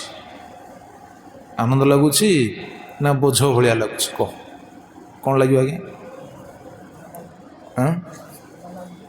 ବୋଝ ଭଳିଆ କେହି ବି କହିବେ ଆନନ୍ଦ ଲାଗୁଛି? ପୁଅ କହିଲା, ଆନନ୍ଦ ଲାଗୁଛି। କହିଲେ, ହଁ ଆନନ୍ଦ ଲାଗିବ ନିଶ୍ଚିତ। ବାପା କହିଲେ, ହଁ ଆନନ୍ଦ ଲାଗିବ ନିଶ୍ଚିତ। କହିଲେ, ଆଚ୍ଛା, ଯେତେବେଳେ ପୁଅକୁ ନେଇକି ଯାଉଛୁ, ଛୋଟ ଛୁଆଙ୍କର ଗୋଟେ ପ୍ରବୃତ୍ତି ରହିଛି, ଛୋଟ ଛୁଆଙ୍କର ଗୋଟେ ସ୍ୱଭାବ, ସେ ଗୋଟେ କଥାକୁ ବାରମ୍ବାର ବାରମ୍ବାର ପଚାରିବେ। ଦେଖିଛନ୍ତି ନା? ସବୁ ଛୁଆଙ୍କର ଏଇଟା ହେଉଛି ଗୋଟେ କ'ଣ ସ୍ୱଭାବ ତାଙ୍କର। ଆମେ ଥିଲେ ଆମେ ସେୟା କହୁଥିଲେ। ଛୋଟ ଛୁଆଙ୍କର ସେଇଟା ବୃତ୍ତି। ବାପା ଏଇଟା କ'ଣ? ଏଇଟା କାଉ। ବାପା ଏଇଟା କ'ଣ? ଏଇଟା କାଉ ବା। ବାପା ଏଇଟା କ'ଣ? ଆରେ ଏଇଟା କାଉ। ମାନେ ସେ କାଉଟାକୁ ଦେଖିକି ସେ ପଚାରୁଥିବ, ବାପା ଏଇଟା କ'ଣ, ବାପା ଏଇଟା କ'ଣ? ବାପା ତାକୁ ସେ କଥାଟାକୁ ବିଭିନ୍ନ ଦୃଷ୍ଟିକୋଣରୁ ବୁଝଉଥିବେ। ସେ ସମୟରେ ବାପା ତାକୁ ବୁଝେଇଲେ, କହିଲେ, ବାପା ତୋ ପୁଅ ଯେତେବେଳେ ତୋତେ ଗୋଟେ କଥାକୁ 3 ଥର ପଚାରୁଛି, ତୁ ତାପରେ କ୍ରୋଧ ପ୍ରକାଶ କରୁଛୁ ନା ତାକୁ ବୁଝଉଛୁ? କହିଲେ, ନା ବୁଝଉଛି। ନା କାହିଁକି ବୁଝଉଛୁ? ବାପା ତାକୁ ବୁଝେଇଲେ, କହିଲେ, ଦେଖ, ଯେତେବେଳେ ଛୋଟ ଛୁଆଟା ପଚାରୁଛି, ଛୋଟ ଛୁଆଟା ପଚାରିଲେ ବାପାର ମନ ଖୁସି ହେଇଯାଏ। କ'ଣ ପାଇଁ ଖୁସି ହୁଏ?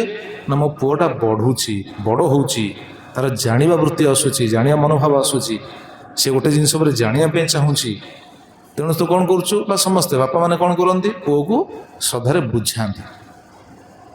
କେବେ ବି କୌଣସି ପୁଅ ପଚାରିଲା ଗୋଟେ କଥା 3 ଥର, କେଉଁ ବାପା କ'ଣ ପିଟୁଛନ୍ତି ନା ତାକୁ? ଥରେ କହିଲେ ବୁଝିପାରୁନୁ ନା, କହୁଛନ୍ତି କେବେ? ନା, ତାକୁ ସ୍ନେହରେ ବୁଝଉଛନ୍ତି, ଏଇଟା କାଉ, ତାକୁ ବୁଝଉଛନ୍ତି, ଏଇଟା ଏମିତି ବୋବାଏ, ଏଇ ବୁଲେ, ଇଏ କୋଇଲି ଭଳି, କୋଇଲିର ସ୍ୱର ଅଲଗା, ତାକୁ ତା ଦୃଷ୍ଟିକୋଣ ତାକୁ ଯାହା ବୁଝେ। କାହିଁକି ଭାବୁଛନ୍ତି ପୁଅଟା ଜାଣିବା ପାଇଁ ଚାହୁଁଛି।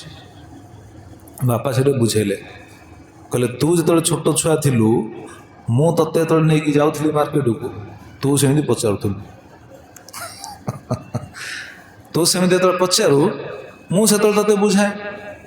ମୋତେ ବି ମୋର ଛାତି ପୁରା କୁଣ୍ଢମୋଟ ହେଇଯାଉଥାଏ, ଯାହା ହଉ ମୋ ପୁଅ ଜାଣିବା ପାଇଁ ଚାହୁଁଛି, ହଁ ସବୁ ଜିନିଷ ପଚାରୁଛି, ଜାଣିବା ପାଇଁ ଚାହୁଁଛି, ମୋ ପୁରା ମନ ପୁରା ଆନନ୍ଦିତ ହେଇଯାଏ। କିନ୍ତୁ ଆଜି ମୋ ଅବସ୍ଥା ବିପରୀତ ହେଇଗଲା। ମୁଁ ଆଜି ବୁଢ଼ା ହେଇଗଲି, ମୋତେ ଆଉ କାନକୁ ଶୁଭୁନି, ଆଖିକି ଦେଖାଯାଉନି। ତେଣୁ ଘରକୁ କିଏ ଆସିଛନ୍ତି କ'ଣ ମୁଁ ଜାଣିପାରୁନି। ତେଣୁ ଗୋଟେ କଥାକୁ ମୁଁ ଯେତେବେଳେ ଥରେ 2 ଥର 3 ଥର ପଚାରିଦେଲି, ତୁ କ'ଣ କଲୁ? ତୁ କ'ଣ କଲୁ? ତୁ ଯେଉଁ କଥା କହିଲୁ, ସେ କଥାଟା ମୋର ଏପଟେ ପଶିଲାନି, ପଶିଲା ଏପଟେ। ମାନେ ବାପା କେତେ ସୁନ୍ଦର ବୁଝେଇଲେ, କହିଲେ ସେ କଥାଟା କାନ ପଟେ ପଶିଲାନି, ସିଧା ପଶିଲା ଛାତିରେ, ଛାତି ଫୁଟେଇକି ପୁରା ପଶିଲା ଭିତରେ। କିନ୍ତୁ ଏଇଟା କେମିତି ସେ କଥାଟା ଛାତି ଫୁଟେଇକି ପଶୁଛି ତୁ ଜାଣିପାରିଲୁନି, ମୁଁ ଜାଣିଛି। ବାପା ତାକୁ ବୁଝେଇଲେ, କହିଲେ ବାପା କିନ୍ତୁ ମୁଁ ତତେ ଏଠି ବସେଇକି କାହିଁକି ଏ କଥାଟା କହୁଛି, ସମସ୍ତଙ୍କୁ ବସେଇକି କାହିଁକି କହୁଛି ଏଇଥିପାଇଁ, କାରଣ ମୁଁ ସବୁଦିନ ରହିବିନି, ମୁଁ ପଳେଇବି, ଦିନ ଆସିବ ମୁଁ ଛାଡ଼ିକି ପଳେଇବି। କିନ୍ତୁ ତୁ ଦିନେ ବୁଢ଼ା ହବୁ, ତୁ ବସିବୁ ଏଇଠି, ମୁଁ ଯେଉଁଠି ବସିଛି, ମୁଁ ବର୍ତ୍ତମାନ ଯେଉଁଠି ବସିଛି ତୁ ସେଇଠି ବସିବୁ। ତୁ ଯେତେବେଳେ ପଚାରିବୁ ତୋ ପୁଅକୁ, ତୋ ପୁଅ ଯେତେବେଳେ କହିବ ସେଭଳି କଥା, ସେତେବେଳେ ତୁ ଜାଣିବୁ ସେଟା କେମିତି ପଶୁଛି ଏ ଭିତରେ। ନା ନାଇଁ ଆଜ୍ଞା, ସେତେବେଳେ ଜାଣିବୁ ଛାତି ଭିତରେ ସେ କଥାଟା କେମିତି ପଶୁଛି, ଛାତି ପୁରା ଚିରିକି କେମିତି ପଶି ଯାଉଛି, ସେତେବେଳେ ଜାଣିବୁ। ସେଥିପାଇଁ ମୁଁ ଚାହୁଁନି ସେ ଅବସ୍ଥା ଆସୁ, ମୁଁ ଚାହୁଁଛି ସଦାଚାରୀ ହୋ, ତୋ ପୁଅକୁ ତୁ ଶିକ୍ଷା ଦେ। ତ କେତେ ଗୁରୁତ୍ୱପୂର୍ଣ୍ଣ କଥା ଦେଖନ୍ତୁ ଆଜ୍ଞା, ନା ନାଇଁ? କିନ୍ତୁ କେହି ଆଦର କରିବେନି। ଏବଂ ସୁଭରଣ କଳ୍ପା ତତ୍କଳତ୍ରାଦୟସ୍ତଥା ନ ଆଦ୍ୟନ୍ତେ ଯଥା ପୂର୍ବଂ କିନାଶା ଇବ ଗୋଚର। ବୃଦ୍ଧ ବଳଦକୁ ଯେମିତି ଚାଷୀ ଦେଖେ, ଠିକ୍ ସେଭଳି ଏ ସଂସାରରେ ଭରଣ ପୋଷଣ କରୁଥିବା ଅବସ୍ଥାରେ ସମସ୍ତେ ଆଦର କରୁଥିବେ, ଭରଣ ପୋଷଣ କରିପାରିବେନି, ବୃଦ୍ଧ ଅବସ୍ଥାରେ ପହଞ୍ଚିଗଲା ମାନେ କେହି ଆଦର କରିବେ ନାହିଁ। କଥାଟି ବିଶ୍ରାମ ଦେବା, ସମୟ ତ ହେଲେଣି, କେବଳ ଗୋଟେ ଦୁଇଟା କଥା କହିକି ମୁଁ ବିଶ୍ରାମ ଦେବି, 2 ମିନିଟର କଥା ବିଶ୍ରାମ ଦିଆଯିବ। ଆପଣ ସମସ୍ତେ ପଢ଼ିଥିବେ, ଗୋଟେ ସ୍କୁଲରେ ପାଠ ପଢ଼ା ହେଉଥିଲା, ଜାଣିଥିବେ, ଗୋଟେ ପଢ଼ା ହେଉଥିଲା, ଏବେ ବି ଥିବ, ଡାକମୁନ୍ସି ଅଛି, କେଉଁ କ୍ଲାସରେ? ନାଇଁ ନାଇଁ, ଡାକମୁନ୍ସି ପଢ଼ିଛନ୍ତି ନା? ଗୋଟେ ପଢ଼ା ହେଉଥିଲା ସ୍କୁଲରେ, ଡାକମୁନ୍ସି। ପୁଅକୁ ପାଠଶାଠ ପଢ଼େଇକି ଡାକମୁନ୍ସି କରେଇଥିବେ। ହଁ, ଡାକମୁନ୍ସି ସିଏ ତାର ହେଇଥିବ, ପୁଅ ନା କ'ଣ, ଗୋପାଳ ନା କ'ଣ ଦେଇଥିଲା, ଗୋପାଳ ହିଁ ଡାକମୁନ୍ସି ହେଇଥିଲା ନା। ବୁଢ଼ା ବାପା ଘରେ ପିଣ୍ଡାରେ ଶୋଇଥିବ, ରାତିରେ କାଶୁଥିବ, ବାରମ୍ବାର କାଶୁଥିବ। ହଁ, କାଶିଲେ ସ୍ତ୍ରୀ ତାର ପଚାରୁଥିବ, ବୋହୂ, କିଏ ଏଇଟା କାଶୁଛି, କ'ଣ ଏଇଟା କାଶୁଛି, ଶୋଇ ହେଉନି, ଫୋପାଡ଼ି ଦିଅ ନେଇକି। ସ୍ତ୍ରୀ କଥାରେ ପଡ଼ିକି ପୁଅ କ'ଣ କରିବ, ନେଇକି କ'ଣ ଚାକର ଲଗେଇକି ବାପାକୁ ନେଇକି ଫୋପାଡ଼ି ଦେବ କିଆ ବୁଦାରେ। ପଢ଼ା ହେଉଥିଲା ସ୍କୁଲରେ, ଜାଣିଛନ୍ତି ତ, କିଆ ବୁଦାରେ ଫୋପାଡ଼ି ଦେବ। ଜଗତରେ ଆଜ୍ଞା ସେୟା, କେହି ଆଦର କରିବେ ବୋଲି ଭାବନ୍ତୁନି। ତାହେଲେ ଶୁଣନ୍ତୁ, ମୁଁ ହାତ ଯୋଡ଼ି କହୁଛି, ଜଗତର ସ୍ୱରୂପ ହେଉଛି ଏହା, ଟିକିଏ ସ୍ୱାର୍ଥରେ ଆଞ୍ଚ ଆସିଲେ ସଙ୍ଗେ ସଙ୍ଗେ ରୂପ ବଦଳିଯିବ ସମସ୍ତଙ୍କର। ଯାହାକୁ ନିଜର ଭାବୁଥିବେ ସିଏ ହିଁ ବଦଳିଯିବ। ପ୍ରକୃତରେ ଜଗତରେ ନିଜର କେହି ନାହାନ୍ତି, କେବଳ ଭଗବାନ ହିଁ ନିଜର, ସାଧୁମାନେ ନିଜର, ଜଗତରେ କେହି ନାହିଁ। ଭଗବାନଙ୍କ ବ୍ୟତୀତ, ସାଧୁଙ୍କ ବ୍ୟତୀତ କେହି ନିଜର ନାହାନ୍ତି। ଦେଖୁନାହାନ୍ତି, ଟିକେ ଟିକେ କଥାରେ ସମସ୍ତେ ପରିବର୍ତ୍ତନ ହେଇଯାଇଛନ୍ତି। ପୁଅକୁ ବାପା ମୃତ୍ୟୁଦଣ୍ଡ ଦେଉଛି, ଦେଇନି କାହାକୁ? ପ୍ରହ୍ଲାଦଙ୍କୁ ହିରଣ୍ୟକଶିପୁକୁ ଦେଖନ୍ତୁ ମୃତ୍ୟୁଦଣ୍ଡ ଦେଉଥିଲେ, ବାପା ହେଇକି ପୁଅକୁ ଶତ୍ରୁ ରୂପେ ଦେଖୁଥିଲେ। ଭାଇକି ଭାଇ ଶତ୍ରୁ ରୂପେ ଦେଖିଛି, ବିଭୀଷଣକୁ ଦେଖନ୍ତୁ ରାବଣ ଶତ୍ରୁ ରୂପେ ଦେଖିଛି, ଯୁଧିଷ୍ଠିରଙ୍କୁ ଦେଖନ୍ତୁ ଦୁର୍ଯ୍ୟୋଧନ ଶତ୍ରୁ ରୂପେ ଦେଖିଛି। ପୁଅକୁ ମାର ସମ୍ବନ୍ଧ ନାହିଁ, ଟିକେ ସ୍ୱାର୍ଥର ଆଞ୍ଚ ଆସିଲା ମାନେ ସଙ୍ଗେ ସଙ୍ଗେ ରୂପ ବଦଳିଯିବ। ତାହେଲେ ମୋର ପ୍ରଶ୍ନ, ତାହେଲେ କ'ଣ ସମସ୍ତଙ୍କୁ ହତାଦର କରିବା, କାହା ପ୍ରତି ଆଉ ଦାୟିତ୍ୱ ଯାହା ରହିଛି ସେଟା ସମ୍ପାଦନ କରିବାନି, ଆଉ କିଛି କରିବାନି, ସବୁ ଛାଡ଼ି ବାଜି ହେଇଯିବା? ତାର ଅର୍ଥ କ'ଣ ସେୟା? ନା, ତାର ଅର୍ଥ ବି ସେୟା ନୁହଁ। ସଂସାରରେ ରହିବେ, ସମସ୍ତଙ୍କ ପ୍ରତି କର୍ତ୍ତବ୍ୟ ସମ୍ପାଦନ କରିବେ, କିନ୍ତୁ 2ଟା କଣ୍ଡିସନରେ, ଗୋଟେ ହେଉଛି ସତ୍ ଉପାୟରେ, 2ଟି ହେଉଛି ଅନାସକ୍ତ ଭାବେ। ତାହେଲେ ଭଗବାନଙ୍କୁ ପାଇବେ। ସତ୍ ଉପାୟ ରୋଜଗାର କରିବେ, କାହା ମନରେ କଷ୍ଟ ଦେବେନି, ପରଚର୍ଚ୍ଚା କରିବେନି, କାହା କଥାରେ ମୁଣ୍ଡ ପୁରେଇବେନି, କିଛି ନାହିଁ, ସତ୍ ଉପାୟରେ ବଞ୍ଚିବେ। ଆଉ 2ଟି ହେଉଛି ଅନାସକ୍ତ ଭାବେ। ସମସ୍ତଙ୍କ ପ୍ରତି ଦାୟିତ୍ୱ ରହିଛି, ସମସ୍ତଙ୍କ ପ୍ରତି କର୍ତ୍ତବ୍ୟ ରହିଛି। ପରିବାର ଭିତରେ ଯିଏ ମୁଖ୍ୟ, ତାର ଦାୟିତ୍ୱ ରହିଛି ନା, ପତ୍ନୀ ପ୍ରତି ଦାୟିତ୍ୱ ରହିଛି, ପୁତ୍ର ପ୍ରତି, କନ୍ୟା ପ୍ରତି ଦାୟିତ୍ୱ ରହିଛି, ଦାୟିତ୍ୱ ସମ୍ପାଦନ କରିବେ, କିନ୍ତୁ ଅନାସକ୍ତ, ଆସକ୍ତ ହେବେନି। ଭଗବାନ ସେଟା ବୁଝାଉଛନ୍ତି। ବୈରାଗ୍ୟଟା କ'ଣ କି? ମା ଯେଉଁ ପଚାରିଲେ ମୋତେ ବୈରାଗ୍ୟ ବୁଝାଅ, ଏ ବୈରାଗ୍ୟଟା ହେଲା ଏହା, ଅନାସକ୍ତ ଭାବେ ରହିବେ। କିନ୍ତୁ କେମିତି ରହିବେ? ଏସବୁ ଶୁଣିଲେ, ଜାଣିଲେ ହେବ, ନଚେତ ହେବନି। ନଚେତ କ'ଣ କରିବେ? ସମସ୍ତେ ଥିବେ, କେହି ସାହାଯ୍ୟ କରିବେନି। ଆସନ୍ତାକାଲି ଶୁଣିବା। ଏ ତ ଅସହାୟ ଅବସ୍ଥା। ସେ ଅସହାୟ ଅବସ୍ଥାଟା କିଭଳି ଭଗବାନ ବୁଝେଇବେ। ବାର୍ଦ୍ଧକ୍ୟ ଅବସ୍ଥାର ଅସହାୟତା କିଭଳି। କେହି ସମସ୍ତେ ଥିବେ କିନ୍ତୁ ପ୍ରକୃତ ସାହାଯ୍ୟ କେହି କରିପାରିବେନି। କାଲିଠୁ ଆଉ ଯେଉଁ 3 ଦିନ ରହିଲେ ବହୁତ ଗୁରୁତ୍ୱପୂର୍ଣ୍ଣ ବିଷୟ ଆପଣମାନେ ସଠିକ୍ ସମୟରେ ଆସି ପହଞ୍ଚିବେ, ଶୁଣିବେ, ବୁଝିବେ, ଜାଣିପାରିବେ। ହରେ କୃଷ୍ଣ।